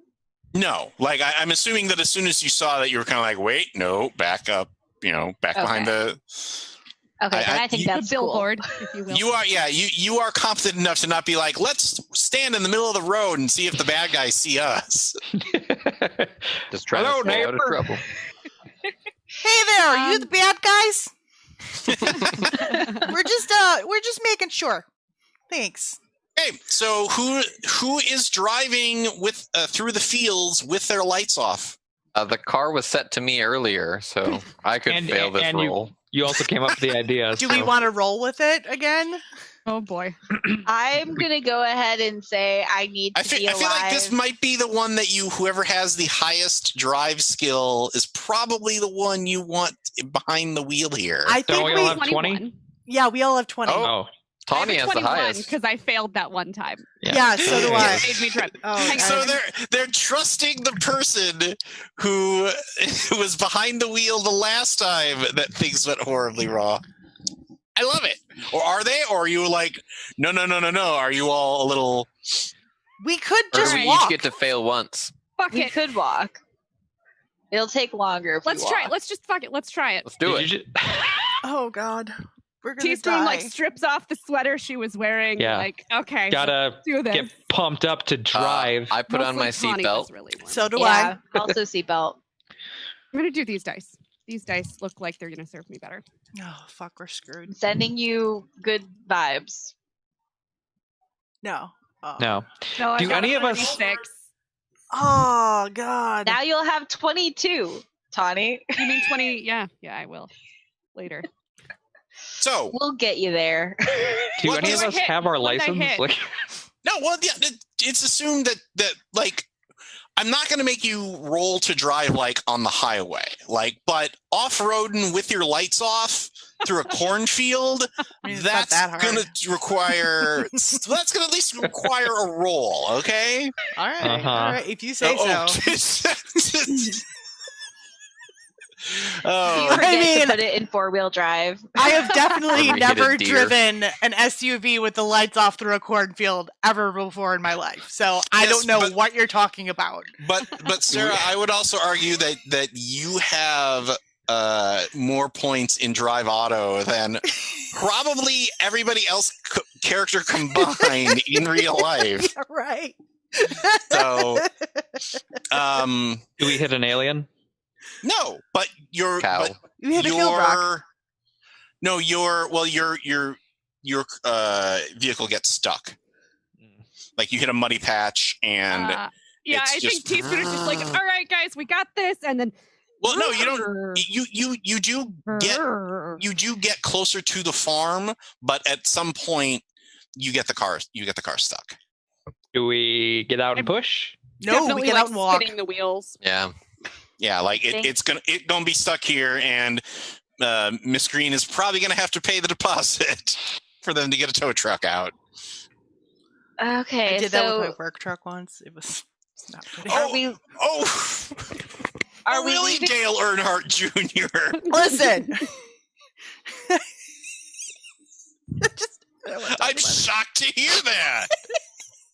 Next thing you know, you'll tell me about all the traffic accidents that you've had over the years. Listen, no, this is only a 3-hour show, so we can't do that. I haven't had we- an incident in like at least a year. Ooh. That's good, Sarah. I'm proud of you.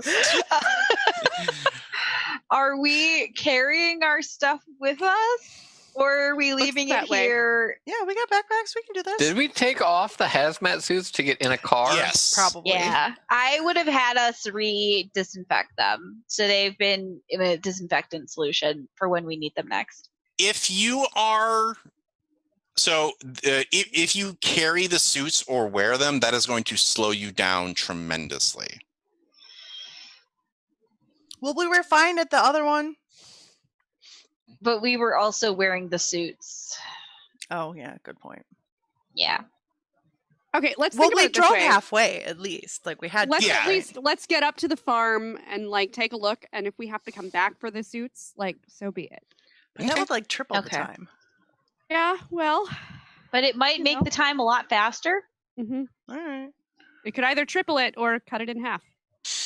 Okay, everybody give me a constitution check. Oh God. Because you are traveling over, rough terrain and, Oh, okay. and pushing through. Fuck off. Uh, I helped taxi. Apparently. I crit failed.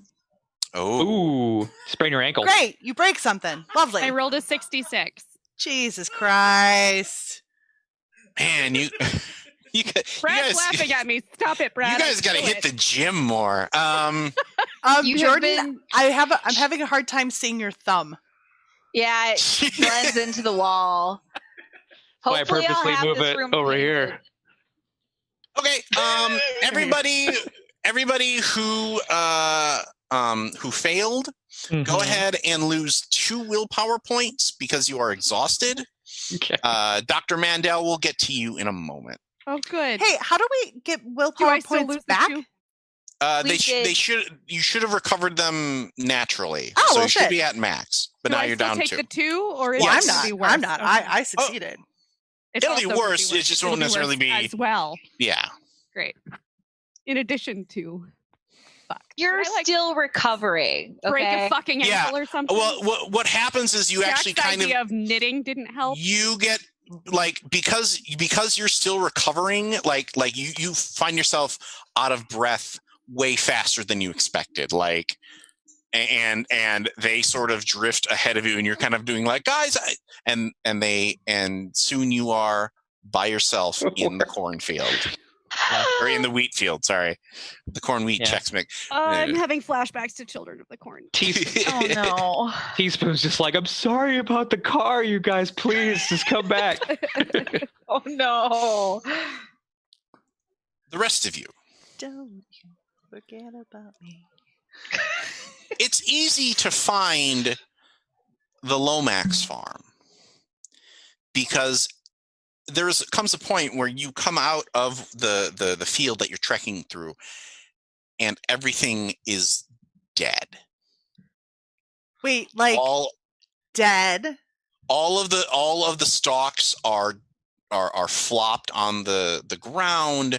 There are trees that are completely stripped of their leaves.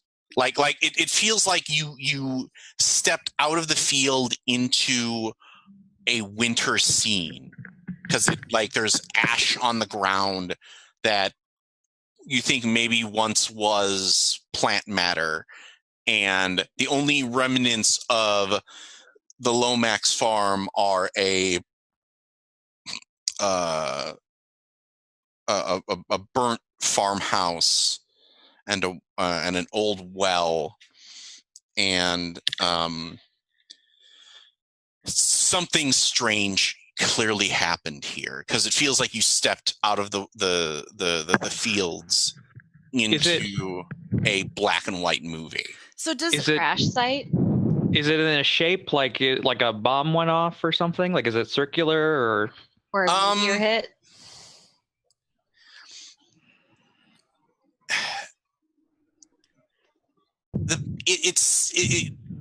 There is a peculiar shape about it, but there's no like impact crater or anything like that. Like if there was something that hit like that, Taxi, you'd be certain that there would have to be some kind of obvious, like, oh, it started there.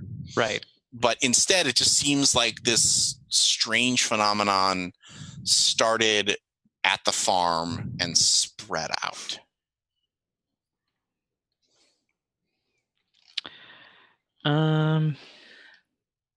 Does this look like anything I've seen in any of the forests?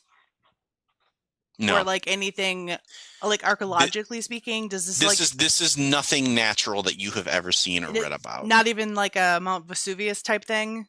Or Mount St. Maybe. Helens? Okay. So I kind of really want to go back for the hazmat suits. That was going to be my thing that I was about to ask. Are hazmat suits protective against radiation? Can I whip out the Geiger again? The meter is clicking at a much higher pace. Okay. Yeah, we should head back to the car. As you turn around to go back to the car, Oh no. you see Dr. Mandel. Protective suits do keep radioactive isotopes out of your body, but they cannot shield you against ionizing radiation. The Do we more know you which one? Wikipedia. I'm glad you were looking that up as the question was spinning in my mind. I appreciate that, Todd. Dr. Mandel walks out of the wheat field with her Am I hands on her head, Fuck. with a pair of Castle Rock soldiers behind her, guns pointed at her back. And that is where we will end our second act of Killer Out of Space. We will return with Act 3 to see how our agents get out of this one. Side note, look at those guns. Tony's Boo working this out. man. Boo this man. We'll be back in just a few minutes to wrap up this spooky story. And welcome back to the third act of our fourth episode of Delta Green, the T-Cell tapes. When we last left our agents, it seems that Dr. Mandel had been captured by two members of the Castle Rock army that is patrolling the area around the CDC quarantine site. Now, during the break, I asked whether or not the agents were going to go quietly or if they were going to try and make a play and free Mandel. So I'm going to let them figure out, all right, at what point do you make your play? Like, what is your move here? Because it's two soldiers with submachine guns versus the five of you. I have a question. Yeah. Can I notice them? Like She- our group when we come up on them? Do I notice them? What I would explain like if I notice the group turning back around to come get their hazmat suits before the people who have their guns on me, I am going to distract. Okay. Well, Give an opening. discuss what plan you want to try, and we'll go from there. So your plan is to try to distract so we can hide in ambush? Or just take focus so that y'all can do whatever it is you're going to do. I do Can have a we just leave her? shotgun back in my car. We I could don't think- just leave I'm her. not gonna know. That's not an Jordan? option. That was a joke. That was a joke. Okay. So, So would it be that bad? guys, like the only talking person of us. That's why it was a joke. It was I a know. joke. I'm just like, But the more we fail, the more we improve. yeah, we're not going to prove that much in this little amount of time. So we're for sure going to help her. People that know how tactics work. I Yeah. will pretend I am a snake, hit the ground, and slowly crawl toward the feet of one of the assailants in order to pull them down and beat them in the head. I fully support this plan. These are trained military professionals. How far do you think you're going to get with that plan there, Tango? How's the that ground. stealth? How's that stealth? Oh, fuck me. 10%? Isn't I have, it 10%? I have a similar stealth. This seems like the classic Tawny move of let me talk to them. Wait, I didn't put any points into talkie. Now Okay, did I? Oops. Are there any farm animals alive around boy. here? You just want to use ride, don't you? Okay. I took it. What is so? Okay, why are you asking me this? Like She I'm wants telling to you. roll for animal husbandry. I wanted to roll to like right after them and like I don't know. Well, if we let animals out of a cage, that would be an amazing distraction because they run around and they're crazy, and it's another thing for them to pay attention to. There is nothing like that Since here. none of us have stealth, the only thing that would really work is either Mandel talking her own way out of this. I have athletics. I could just book it. I attempt to shoot them both. I would do like have a to talk to decent persuade. distract, and it might give you guys a little bit of a bump in just fucking rushing them, right? I do have a decent persuade, so we might be able to actually talk ourselves out of this. I also have a 60 in persuade, but the defense contractors are probably going to be tough. I mean, if we want to do that, we can do that. But I feel like we probably should just let them capture us then so we can work together as a group on that instead of everybody coming up with I'm going to sneak underneath the cow and then use it to throw the cow at the bad guys plan? Maybe. Yes, Maybe that's my plan. Should we hide in the wheat and then just have tidings pick them off? Doesn't that go to the stealth issue though? That's the whole thing, is either we rush them and try to kill them, or we try to talk our way out. Those are really the only two things. I think stealth in us just laying down while tiding does something versus stealth with us crawling up to the military professionals. So you're two different kinds of stealth. Well, but so your plan is for everybody who is not Tidings or Teaspoon to drop, and hope that Tidings and Teaspoon can somehow fight their way to freedom. Quick, everybody go boneless. That's what I'm thinking. Unless we can somehow, if you think we can rush them, that's fine. But I don't have any firearm. Did you grab the shotgun taxi from the car? No, he didn't. I was gonna grab it on our way back, but once we got back. I'm a snake. I didn't think it'd be a good idea to bring a shotgun to a National Guard or whatever area. Thing. Yeah. Okay, so what is your plan of action here? Is it going to be the Tidings and Teaspoon show, or is it going to be the Hands Up show? Well, how far away are we? Have they noticed us yet? If Tawny is trying to distract, because I could try to just run away with my athletics. I think it's a good start, right? And then if it starts to go off the rails, then I will say that if it goes off the rails, they're probably going to shoot some people first. It's not. Yeah. They're not going to be like halt. Right. They're going to be like. If we try to rush them, they're going to shoot. But if are we in an area that's pitch black of night, or are we illuminated by the industrial lights? Have you ever been in a farm at night?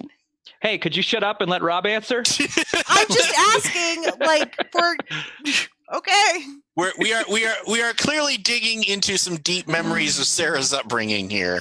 The answer is it is very dark. Thank fuck. Okay, Sarah, don't try to ruin plans for me. Okay, so here's a question. I was just asking, what did you? Okay. Is there a thing like Cthulhu where you can take multiple shots in a turn with a penalty? So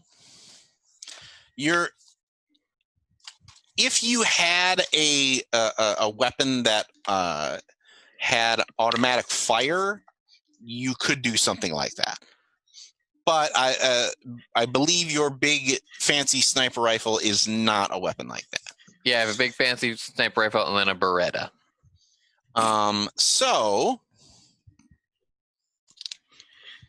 let's see here. Which my assumption is I wouldn't be walking around a cornfield with a massive sniper rifle. Okay. Pull out my Beretta. So your massive sniper rifle is somewhere in the back seat next to the found shotgun. Okay, that's fair. I mean, in the spare tire compartment. Right. So let's say 1d10 shooting attack rolls. Situation. I think I'm just gonna play dead. I'm gonna fully possum it up. I mean, that's what I was thinking, honestly. Yeah. 'Cause That's that could be a persuade roll. I'm dead.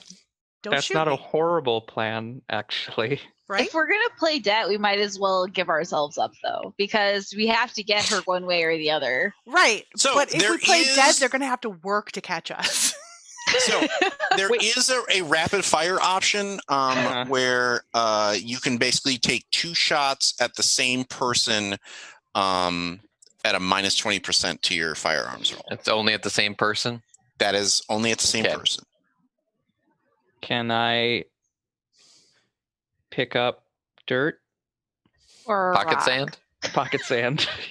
There's You have to be ash. closer for pocket sand.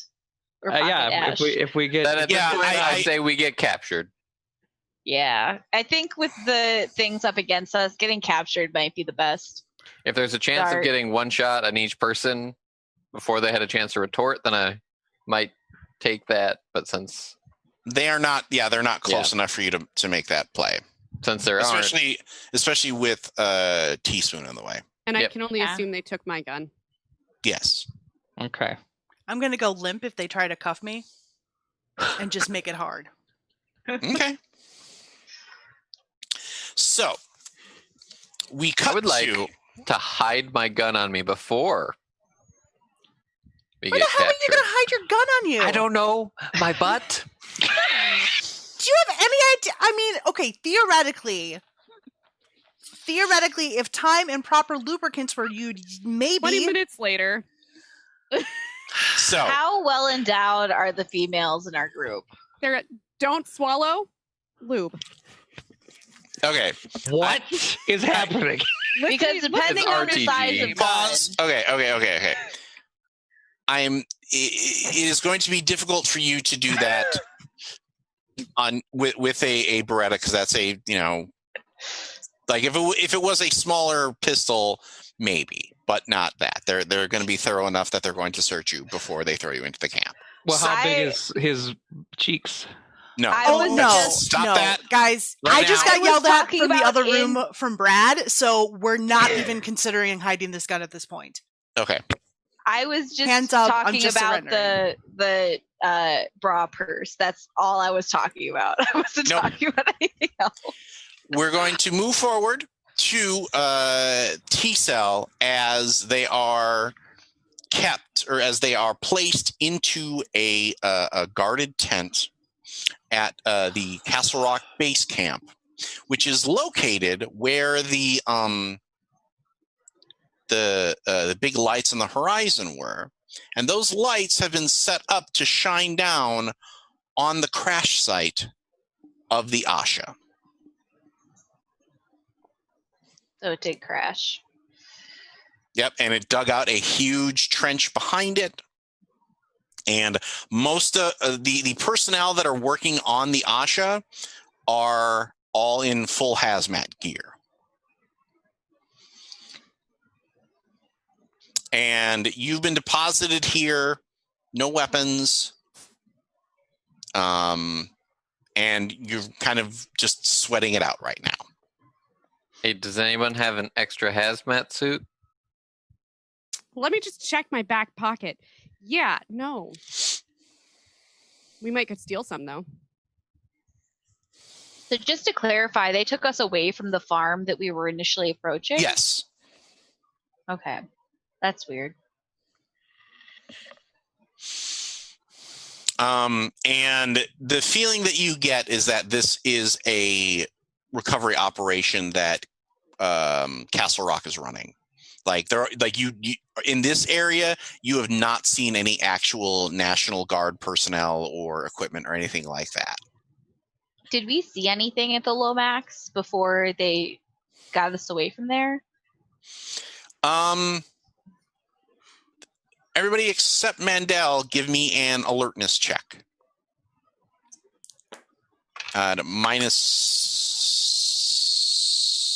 Just alertness check.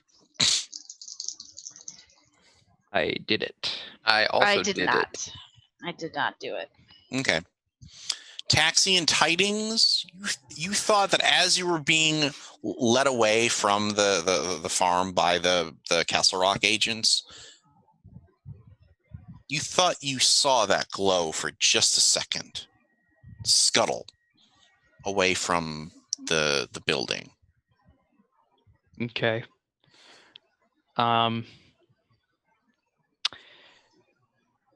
Refresh my memory again.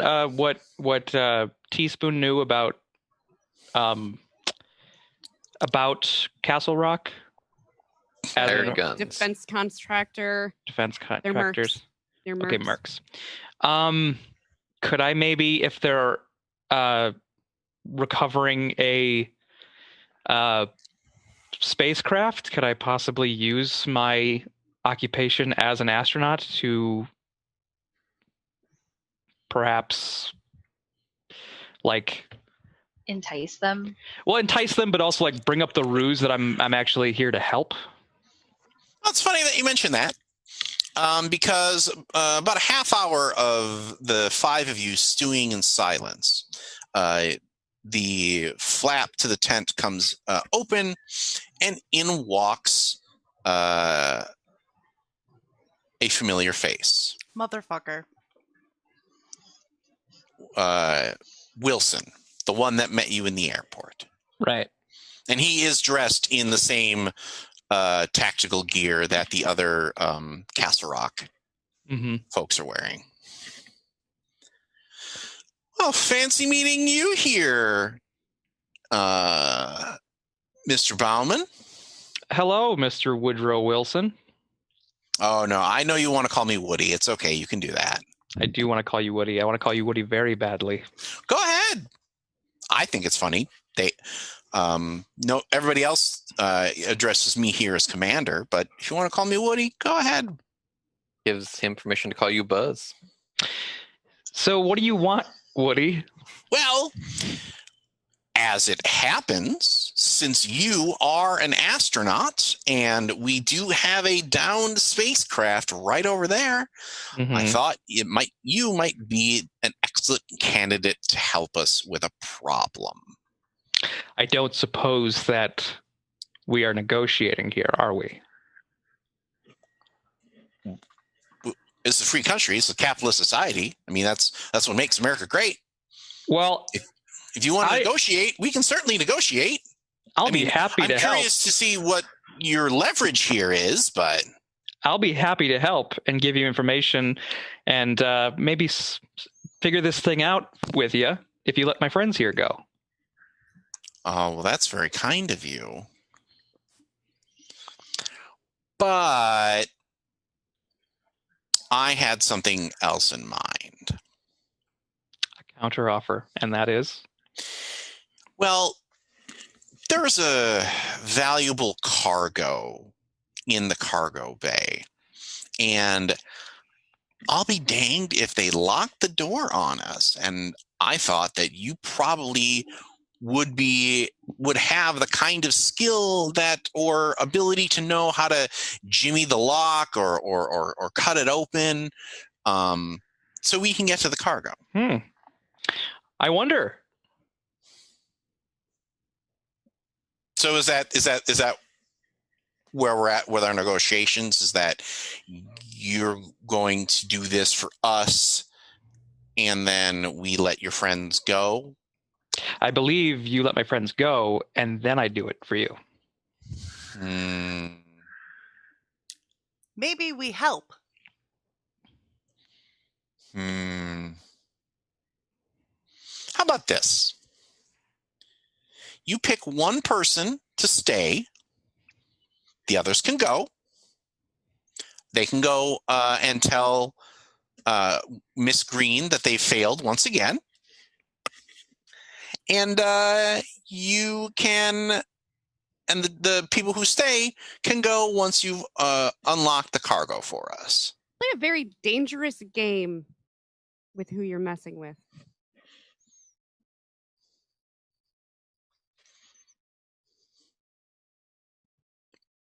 I'm sorry, are you threatening me?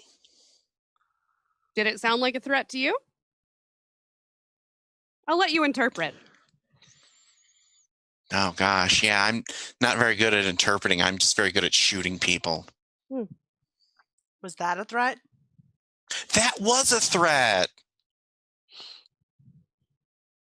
So, Mr. Bauman, if Mhm. does that sound like a good deal to you? You help me out. We let the rest of your friends here go, and then we let you go once we have what we want out of the Asha. Trip, Yep. would you mind assisting me? A great idea to me. Oh, getting the band back together. That's very nice. That means Teaspoon, Tidings, and Tango can go.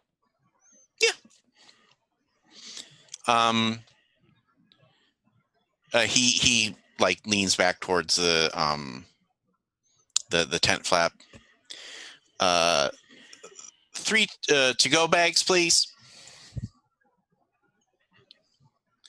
Do you want us to drop you? Is there any place you want us to drop you specifically? We'll get there on our own. Okay, whatever that means, tough guy. You're not Could very we good at actually be dropped interpreting, off back at the so- farm? Yeah, I was gonna say Thank Lomax you. sounds good. Oh, the Lomax farm? Yes, please. Why would you want to go there? It's a fascinating natural occurrence. I work for the National Park System. Hmm. I'm an Okay. archaeologist, for Christ's sake. Samples. Awesome things. 3 Things goons named after come me. in, and they put a bag on Mandel's head. They put a bag on Tiding's head, and they put a Ugh. bag on Tango's head. They pull your arms behind your back, and you feel zip cuffs, Aw. and they pull you out of the tent. After you, Mr. Bauman. Hey, I We follow. should probably get the two of you into suits. That would be a great idea. probably. So we cut to the blackness, the sound of wheels on gravel, and then the sound of bodies hitting ground as the 3 of you are pushed out of the vehicle. They're not even gonna fucking cut our things? No, they cut your things, and they pull your hoods. Okay, that's not as bad. Then they push you out the door. Well, they push you out the door first, and while you're on the ground, they free you out, and then they drive on down the road, and you are free. What do you Okay, do? not gonna lie, I'm not leaving and telling her we failed again. We've got to fix this. Are we at the Lomax farm? Mm-hmm. Good. I'm going in the farmhouse. Okay. Did they give back our weapons, or are we? No. But if Why you know would where they the do? car is, there's a shotgun in there. Mm-hmm. And a sniper And the rifle. sniper rifle. And now we know why Woodrow Wilson was so confident that he'd be able to destroy the parasite thing that we Mhm. didn't quite get. For the record, it was really hard for me to take that seriously after frickin' Ethan made a Toy Story reference. It was so good. You held it together very well, Tony. Good job. Ugh. So you're heading into So who's going into the farmhouse? Is it worth walking back to the car to get equipment? I don't know. No? Okay. Maybe? I don't know.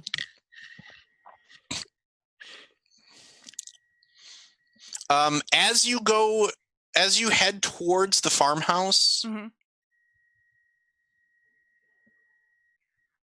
you definitely see something move inside of it. Okay. It's that strange shimmer that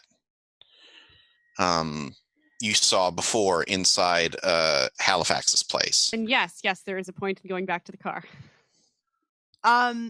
In English, Latin, and Russian, I would like to say, hello, we don't want to harm you. We're just trying to figure out what's going on. Is it okay if we come into the house, please? As she says that, I reach down and pick up the old farm scythe that was thrown off to the side. Like it like bends. You're like, ah, shit. Okay. Rusted through. I could follow that up with French, Spanish, and Mandarin. I mean, I only speak American.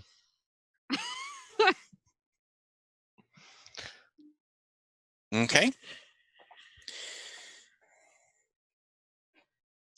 The strange color pours out of the window okay. and the door Okay. at the same time, stretching one cone of light towards you, one towards Tidings, and one towards Teaspoon. And it kind of, and it's getting closer by the second. Nope. Are you running? Yes. I'm not going Okay. to. Can I pick up a rock and throw it at it? I'm backing away slowly. You can. You chuck that rock, and it flies right through, and all three tendrils come shooting forward. We cut to... Oh, God. We're all mummies. We've been mummified. Might not happen immediately. Trip and Bowman are approaching the crashed craft, and even through the hazmat suits, you can kind of like feel the strange heat. And you walk past what looks to be like as you were. Actually, both of you give me alertness checks. 8. Oh. Nope. Whoop, dropped one. Let's try that again. 53, that's a no. Okay. Good to know.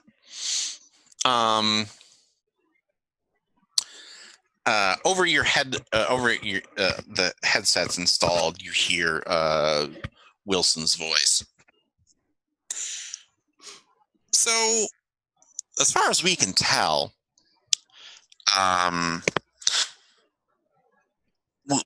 we believe that Commander McAfee basically took the key and broke it off in the lock to the cargo bay. So,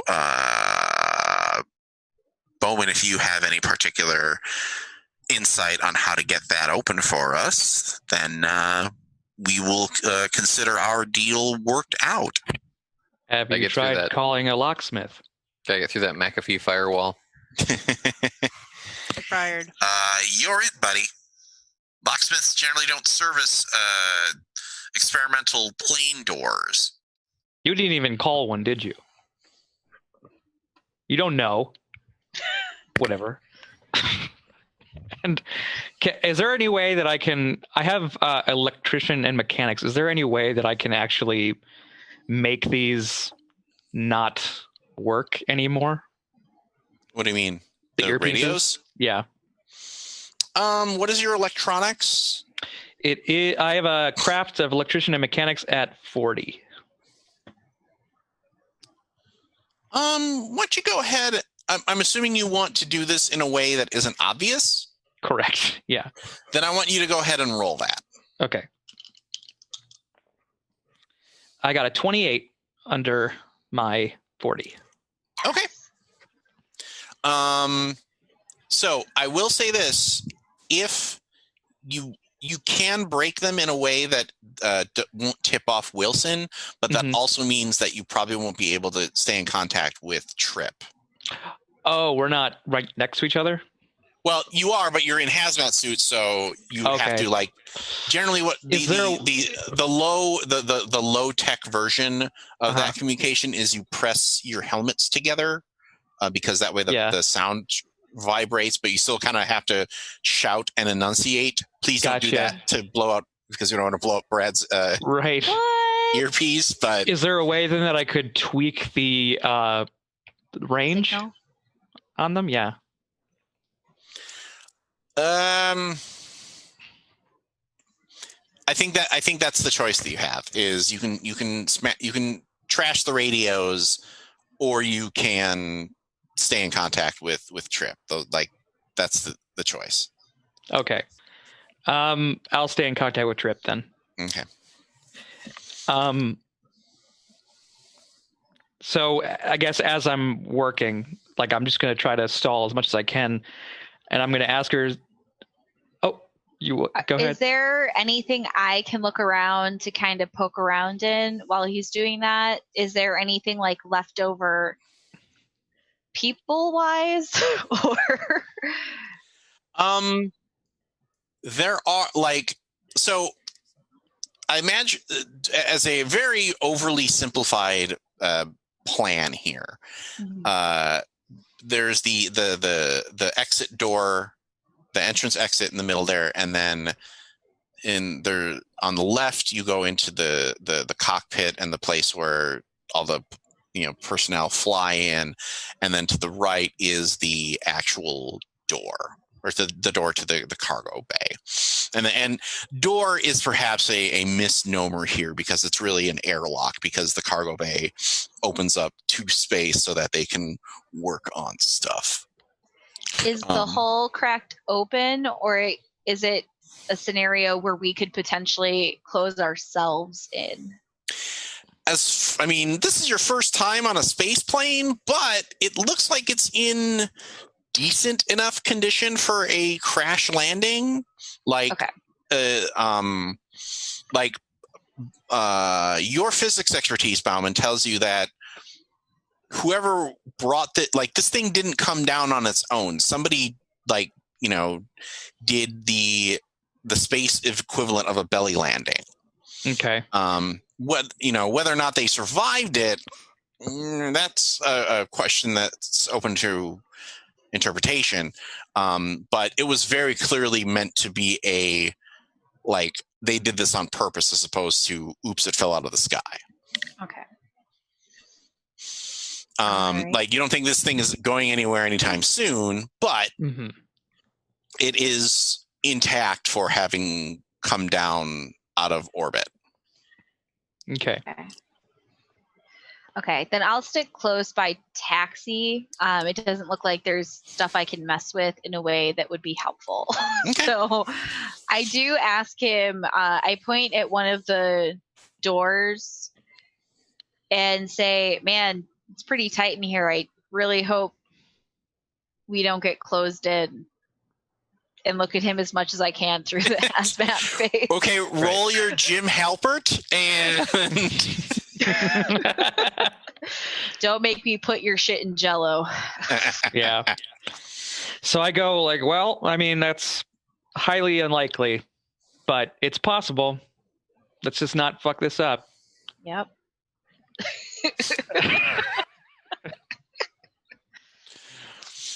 Oh, fuck. So yeah, I want to try to stall as long as I can before making a move like that, because I want to basically I want to if he comes in questions, I'll just be like, well, this is supposed to withstand our atmosphere and space, so it's not like just picking a lock. Okay. So go ahead and give me a persuasion roll here. I knew that was coming. No fucking way. I got a 5. Nice. Okay. Shit. Nice. Okay. So you're slow playing it, and oh gee, oh, my hand is so tired. But actually convincing. And you detect, or as you're, there is a very small portal. And as you're fiddling with knobs and buttons and maybe this is it, I don't know, gosh golly, you see that shimmer through the portal.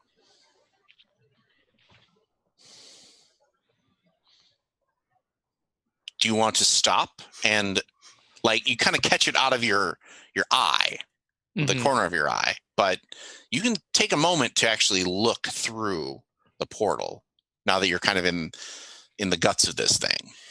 Yeah, I think that this is the only up close view I'll be able to get without immediately dying. So, yeah.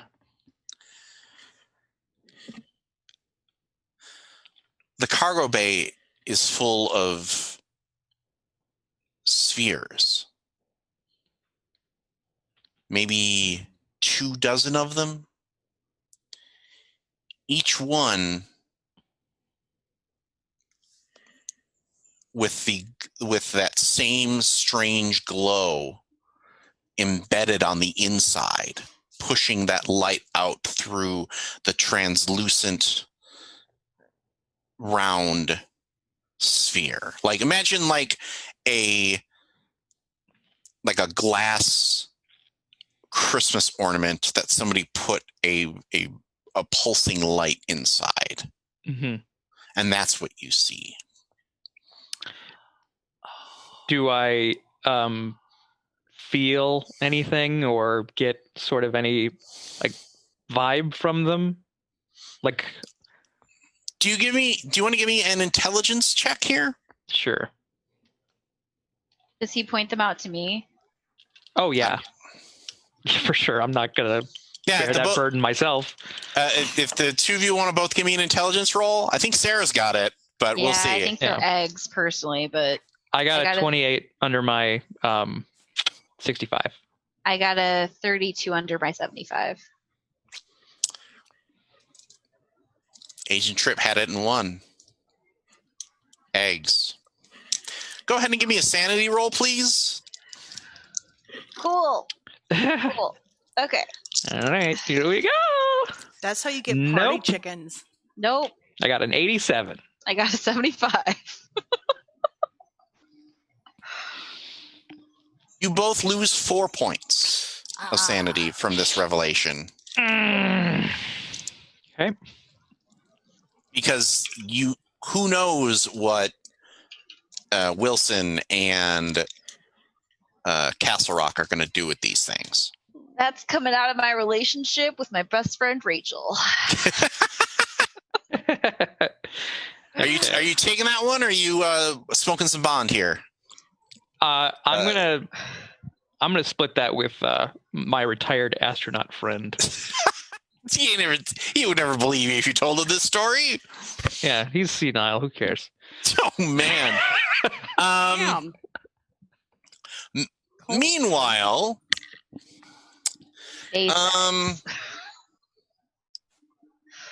let's see here. Future sci-fi evil eggs. Cool.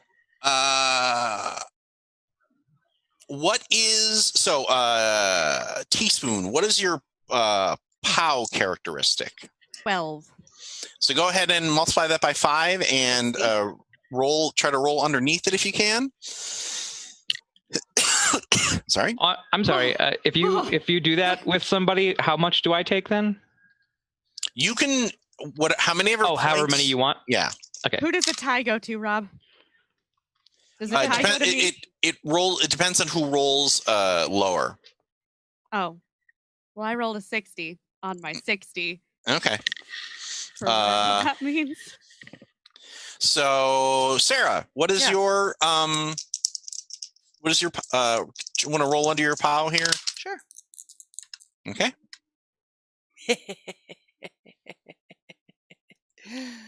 16 under 70. Damn, son. Wow. Shit. And tidings. 14 out of 70. I am also I'm getting 16, if that helps anything. All right. I'm alluring and perceptive. Yeah, but what's your character? Hey. Aw, those All right. Are you flirting on adorable. our show? That was super cute. Okay, before we get too far into this, I want everybody, I want Tango, Teaspoon, and Tidings to also make a sanity check for me because are finally seeing the color. Holy F. Under. Also under. Okay, I rolled a 1. so Hey. Son, you you're don't okay. lose. So nobody loses any sanity from the sight of this thing. However, Ooh. Teaspoon and Tango, you know that sucking and burning sensation that Halifax was talking about? Fuck. Tidings, you see the two of them get enveloped by this thing, and they start to like drift up into the air as the color shoots down their mouth and emanates out of their ears and whirls and You seriously spins around them. You seriously rolled better than my 16? I rolled a 2. You're a bastard. My What kind of God. sanity loss is that, Rob? What's that? What kind of sanity and hit point loss is that? So it's not a hit point loss, but Okay. the two of you are each going to lose a POW. Ooh. So the characteristic just straight goes down by 1. The score? That's Yes. less than ideal. Whoa. I That's hate fucking that, bullshit. actually. Thank you. That sucks really hard. Rude. So they that's not from like the times 5. They actually take it from the score and then times 5. Yes. Okay. Fuck. So they I know. don't got the power. No, the color has the power now. Now the two of you may make sanity checks. Power of the babe. I What's wish. the- I did not make that one. Woo! You Got did? it. I Yes. did not. Oh, good. So Sarah, Tango, that means you take 1 because you pass out immediately. Teaspoon, on the other hand, takes 6. Yeah, that's coming out of my sister. 1 sanity? Yes. Okay. I like the cold way we just throw Like- our bonds under the bus. Chink! Boom! Am I the only one who hasn't done that? I think so. I thought you But- took it out of your group. Yeah, you took it out of your Yeah, AA out of group. AA Oh, group. that's right. That's right. Oh, no, Yeah. well, No, I she screwed didn't. that up. She screwed that up. Yeah, Oh, I'm, right, I'm yeah. real good at So she people. backed into that one. Yeah, I'm good at people. So you think for a second, Mandel, that whatever pieces of Halifax this thing took connect with your mind, because you see how every night for the past week this thing swooped in through the farmhouse while he was sleeping and wrapped him up and pulled out whatever. Like, this thing isn't draining like blood or fluids. It's draining that essentialness of life, like not even necessarily memories, or I've just sucked away 1 year of your life. not even something like that. Like, like you are unable to experience anything other than this awful sensation.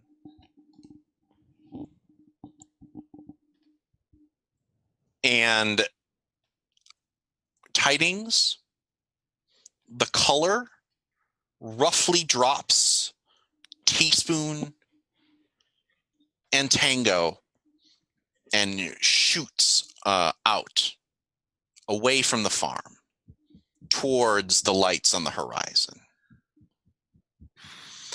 Cut back to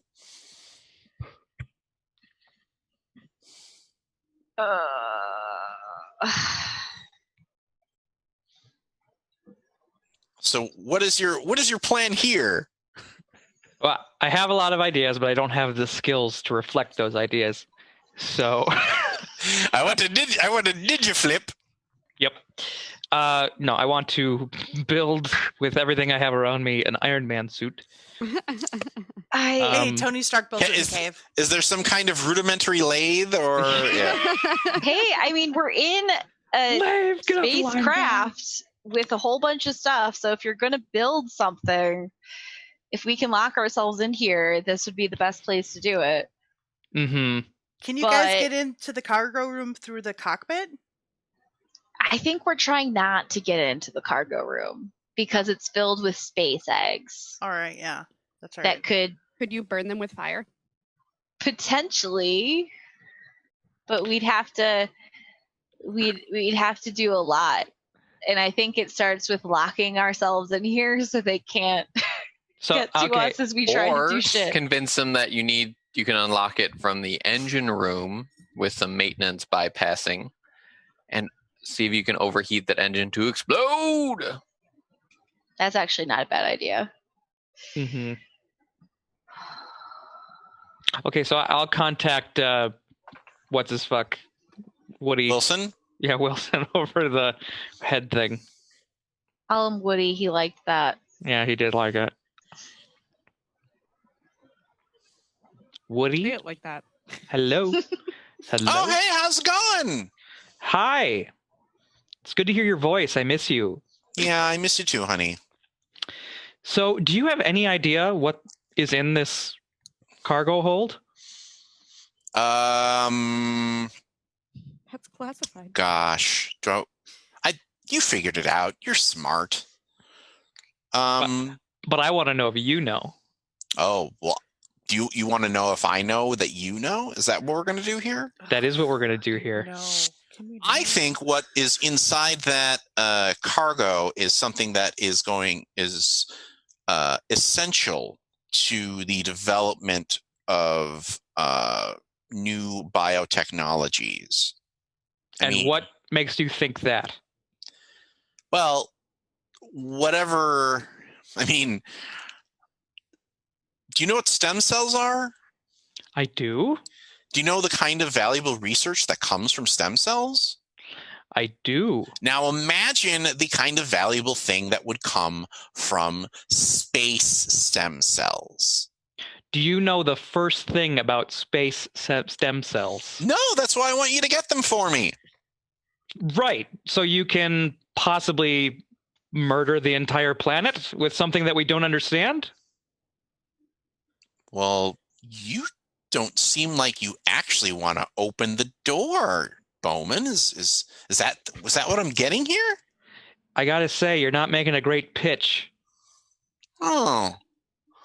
Okay. Let me readjust my attitude for a second. Hold on a second. Can you hold on a second? No, I can't. I don't like this guy, you guys. Trip? Yeah. Go ahead and give me a dodge roll at minus 20. Oh my god, what? You're in a hazmat suit. You can't really do a ninja roll, can you? Not going I'm well. accustomed to wearing protective equipment. Is Okay. my role. Okay, negative 10. Okay, thank you. I was expecting you to go minus 15. I'll take the 10. I'll take the 10. What die? What die? Pick a color, guys. Good one's purple. Purple. Okay, only one of them have purple. Okay.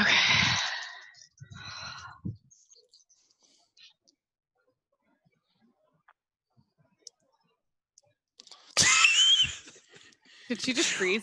Is it I just, or did she I- just freeze? I No, just stopped moving. That's Wait. Sorry, I can't play something, guys. I tripped out. I believe that's a frowny face is what we're looking at here. I got a 50, Okay. which is above my 21 that I needed. Yeah. I'm really shocked here, guys. I'm really shocked. I'm just gonna say real quick, Rob, if you put another character death on my head, I'm gonna. Can I do first aid upon myself? Maybe. Good news. The sniper rifle did not roll under its lethality rating, which means that you don't automatically get sent to 0 hit points. How many hit points? I like this game, you guys. How many hit points do you have? 11. Well, now you have 7 less of those. Cool. 4 is good. And that, I believe, is also a major wound, as I recall. Yes? Yeah, I'm pretty sure that's correct. Okay. Ouch. You also Guns now go have a ouch. hole in your hazmat suit. Oh, there is Yep, that too. I almost forgot about that. Thank you, Johnny. I didn't actually forget about that. I knew that was going to happen. Okay. Don't worry. Tawny Thompson. Hey, you were going to abandon me earlier. It was not. That was a joke. It still seems like it would have been the best plan. You get ready next time. Probably would have been the best So, plan, though, actually. Bang! For real, though? For real? And You should've Trip left me. spins around from the impact of the sniper round. Oh, a Jesus Christ, sniper Wilson! round. What are you trying to do?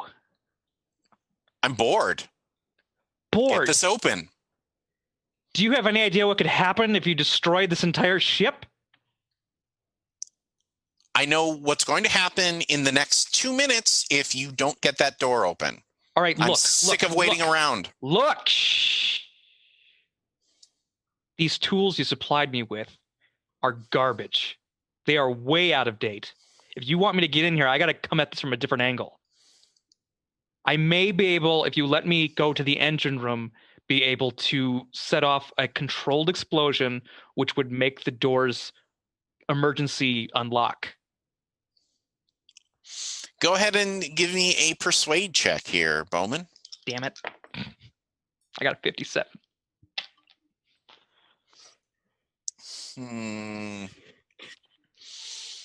What's your persuade? 20. It's 21.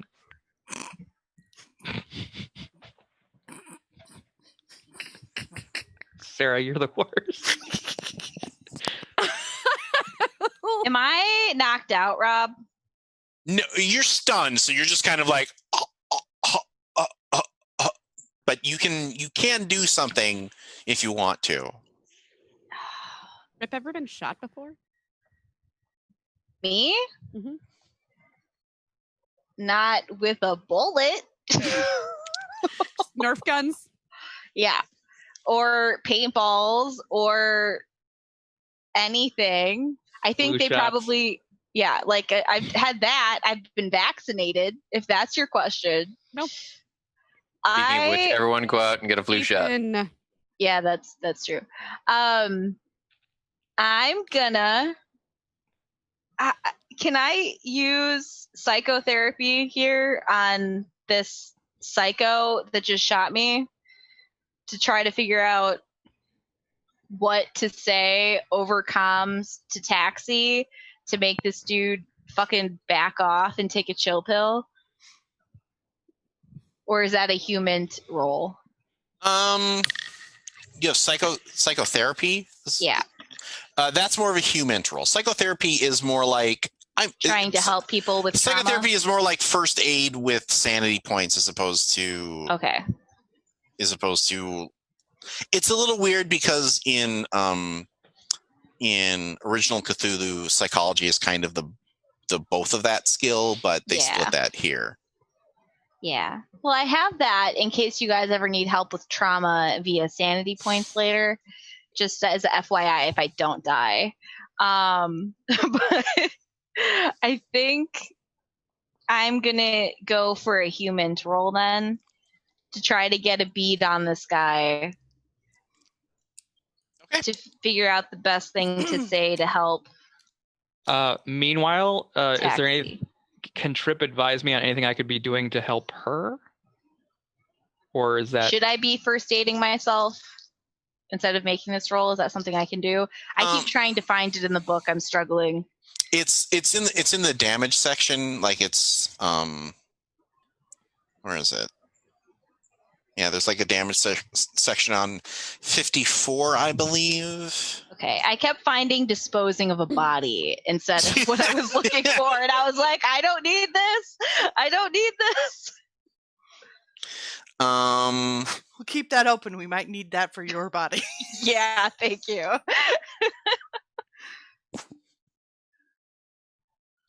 So, yeah, it's on page 55. Healing. There are 4 types of healing: resuscitation, stabilization, treatment, and recuperation. I might try to stabilize myself. Okay. Let me get out a D4. Well, you gotta make that first aid test first. I'm being optimistic. Okay. So that's what you're doing instead? Yeah. Okay. And as I'm tearing at stuff to try to work on this, I just say, Taxi, just do it. Just, you got to do what you got to do. Meaningfully. Mm-hmm.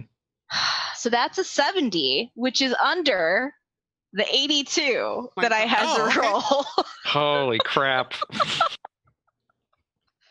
You guys, that's why I did training for my first aid when it was on the end of thing. And I get a hit point back. Thank you, All first right. aid.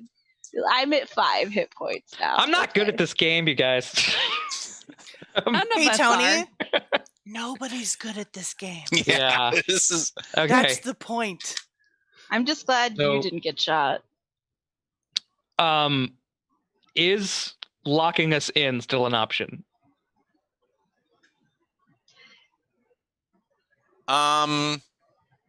No. No, it's not. No. Okay. Then I ask Wait. Oh. Yeah, it is. Then I would like to do that. Okay. Do I need to roll anything for that? Or does it just happen? I think you are smart enough to do that lock. Okay. Who locks a spaceship, though? Like, seriously, it's a spaceship. Well, I mean, he's basically just shutting the airlock. Uh-oh. And I mean, engaging yeah. the locking mechanism. All right, Yeah. yeah, Space okay, pirates. okay. I was Yeah, just from thinking Space of like Pirates. a general door like lock. and- the little thing that sticks up on the door. The That, lavatory. Yeah, like what are you Locking the doing? lavatory. Yeah, like what? Spaceship Yeah, of occupado. Yeah. Right, like okay. Oh, cheesy crazy. Happy Wednesday. Oh, it makes much more sense now. Taxi. Can you give me a dex roll, Bowman? Yeah. Good shot. 83. Duh. What's your dex? It's not 83.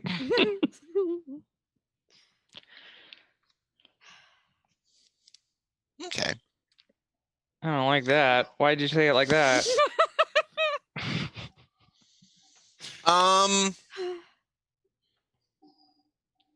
It's good knowing you, Tony. You played a really good character. Yeah, it was fun while it lasted. Yeah, I mean you're a good astronaut. Maybe you No. should make another one No. after Your this dad, one. baby.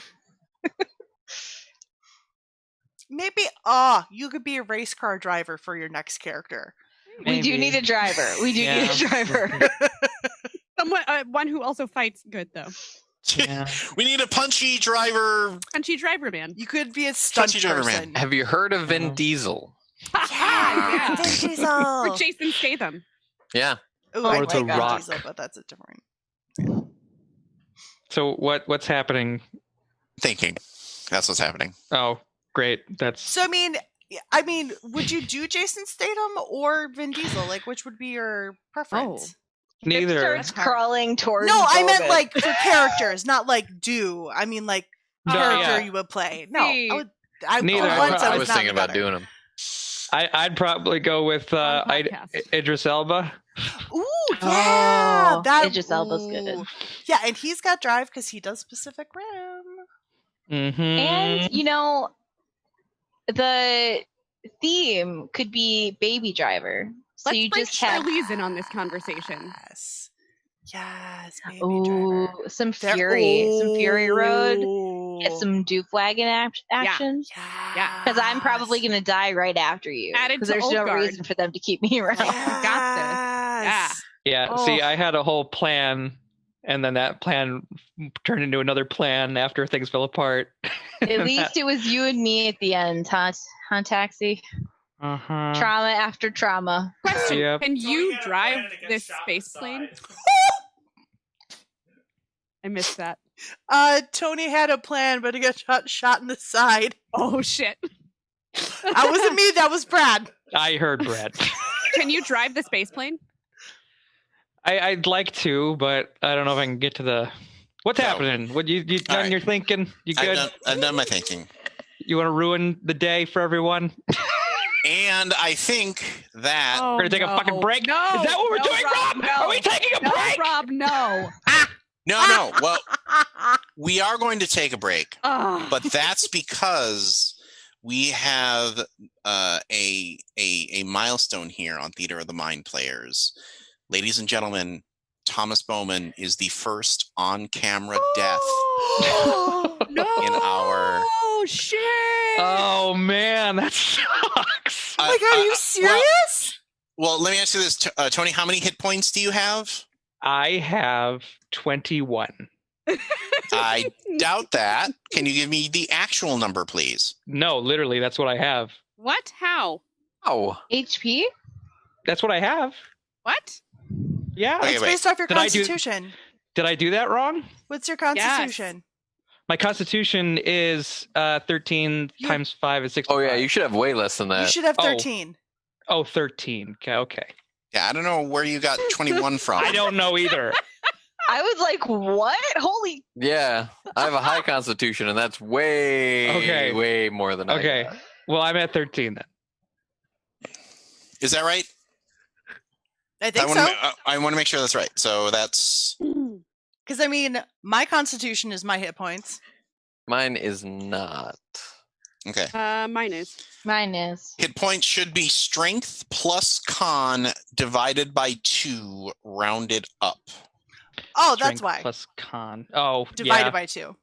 Gotcha. That's what I did wrong. Didn't divide it by 2. So you have 11. Nope. Well, now Wait. you have 0. -4. Negative 4. Can I As ask you a the- question? Yes. Did I at least save Trip? Did he at least lock the door? See, now that we'll come back to after our final break. So please join us then, won't you? And welcome back to our fourth segment of our Delta Green game. Now, normally, this is where we would probably do a home front where everybody is dealing, with their stuff. But because of the high action ending that we just had, I feel like that's not I don't feel like we can quite cut there yet. So we might bump that to the opening segment to our next episode, our season finale episode of Delta Green, because I feel like this we need to do a little more denouement for this particular episode, and I think it goes a little something like I feel like we cut to the debriefing where Teaspoon, Tango, and Tidings are meeting with Ms. Green, and she is once again in that nondescript park. Though with it being fall, she's probably moved on to a coffee beverage.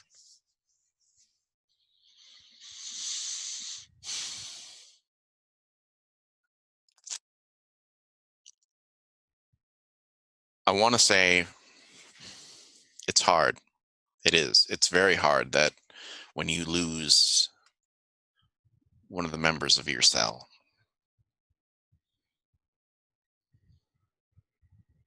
That it? That's all you have to say about this entire situation, sending us off with probably a third of the information that we could have probably used, not telling us who's on site there, who we're probably going to run into, and then what? It's hard. We How are didn't we supposed to have. fight this shit?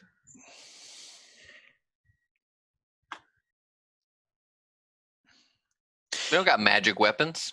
We give you the best information that we have available. So you're telling me you didn't know Castle Rock was there? I didn't.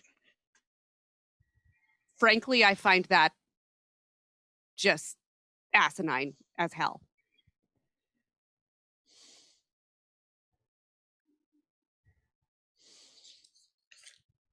They're Majestic You're right. 12. There's no reason why she would have access to that information. Castle Rock is the program. They're just like us. Nobody knows about us. Nobody knows about them. If we stop trusting Green, we stop trusting each other. And that's when more of us die.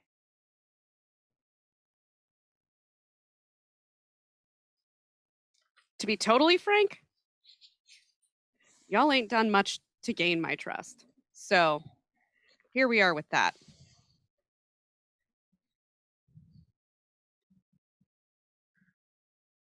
It's not about trusting. It's about protecting people that need protecting. We're out there so that other people don't have to be. We just have the disadvantage. Well, we're doing a damn fine job, aren't we? Nope. It was sarcasm, Tidings.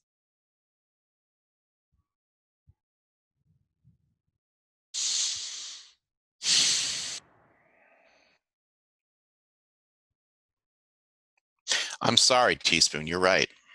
We haven't been able to give you as much information as you probably need to do this job, but we've given you what we get, what we can do. And unfortunately, the nature of this organization is people die. And they often die because they don't have all of the information. So I'm sorry, but that's how things go within this organization. And Tango is right. Castle Rock is part of the program, which means that they have more information, but it also means that they're dumb enough to think that they can outsmart these things. They think that they can control this stuff, not set it on fire, not blow it back to Venus or wherever. They think they're the guys in charge, and they are wrong. It pains me that we lost Bowman and that we have no idea or that we lost Taxi and that we have no idea where Trip is. But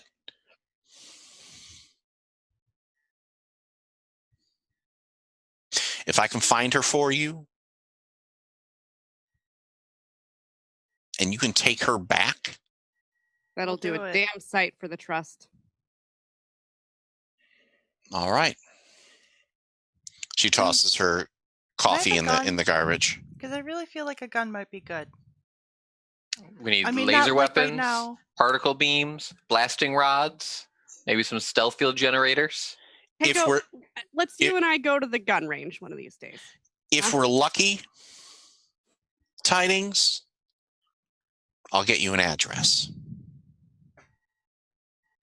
I'll be in touch. And that is where we end our episode. Tune in for our fantastic season finale where T-Cell rescues one of its own from the clutches of the program. Sarah, do you need a Yes. Aw. There you go. You're right.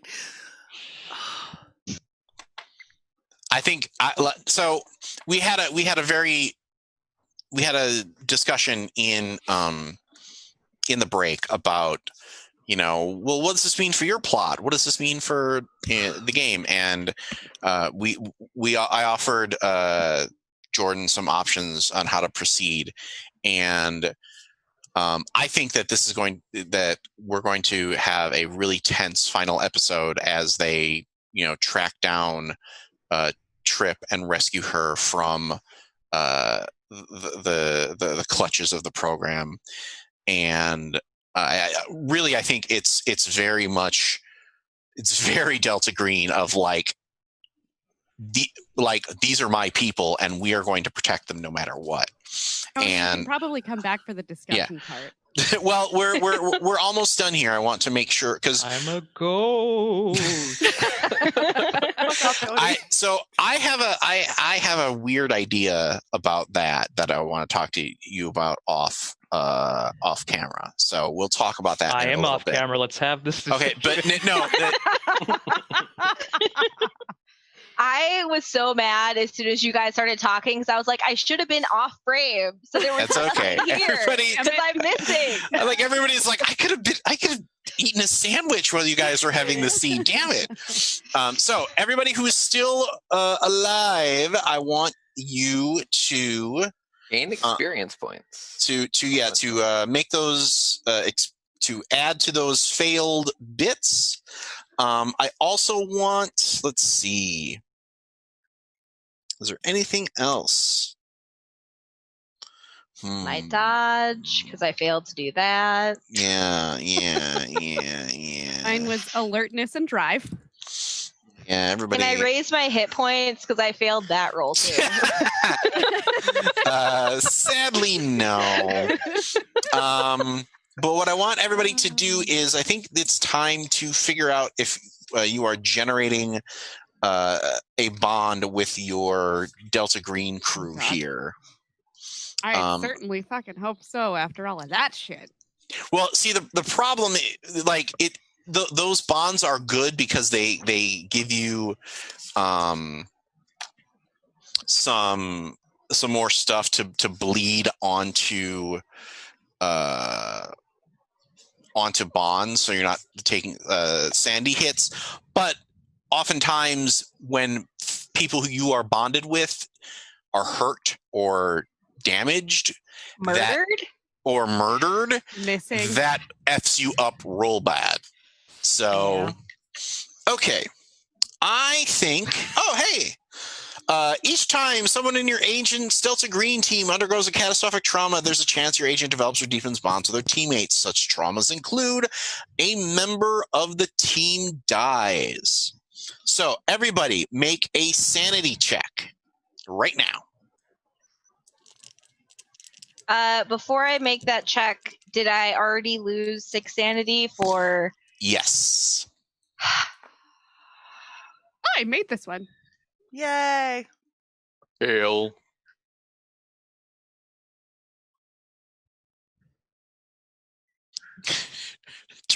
Jordan is staring at those dice very Jordan forlornly. doesn't want to roll anything anymore tonight. My dice are bruised. I can't do it. I did retract some points from my best friend's bond. Oh, is that what you did to Even soak further? the 6? Yeah. Okay. I soaked 6 on my or 7 on my sister. 6 on my sister. I did. Do you have to do all one way or all the other? No. I feel like we split. Let me double check, but I feel like we can split. Okay. We said it earlier that you can. Yeah. Because that's what Tony was asking. Sweet. Okay. I can see your hat, Tony. So I failed that sanity check, in case you're wondering. Okay. We were wondering, yeah. Doesn't matter what I would have put where. I failed that sanity check pretty bad. It was 1 point away from being a fumble. Just so you guys know. I'm having a great tonight. I'm having a great role play day. a lot of good stuff is happening to Donna. So we've actually been doing bonds a little wrong here. When your agent loses sanity, you may spend willpower points to reduce the loss. The amount is always 1d4, and you roll the dice and reduce your willpower by that much. But that also is how much you reduce the sanity loss to.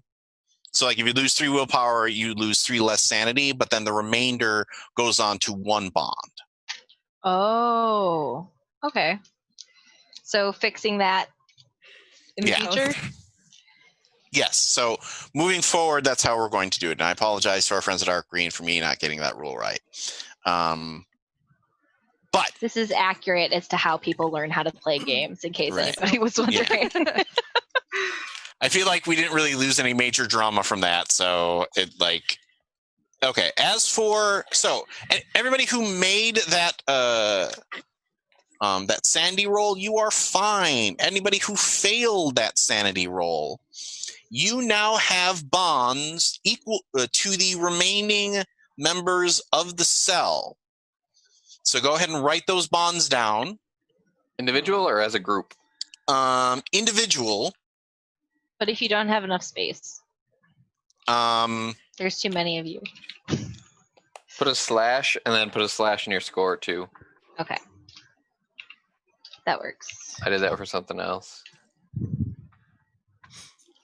Well, if we assume the Trip's going to die, we just need to put down 2 Good point. names, so we're good. That's right. Wow. Is that is that from our charisma? The bonds are equal. Start out at half of your charisma. Okay, for these ones. Okay. Mm-hmm. You also roll a d4 and subtract that from one of the other bonds that you have already. Oh, okay. You said a d4? Mm-hmm. Okay. This time it'll be my grandfather.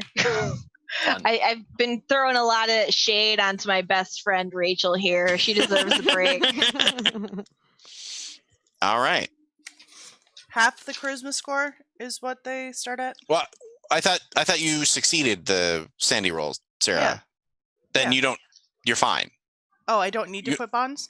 No, only those who failed. Oh, fine. No bonds for you.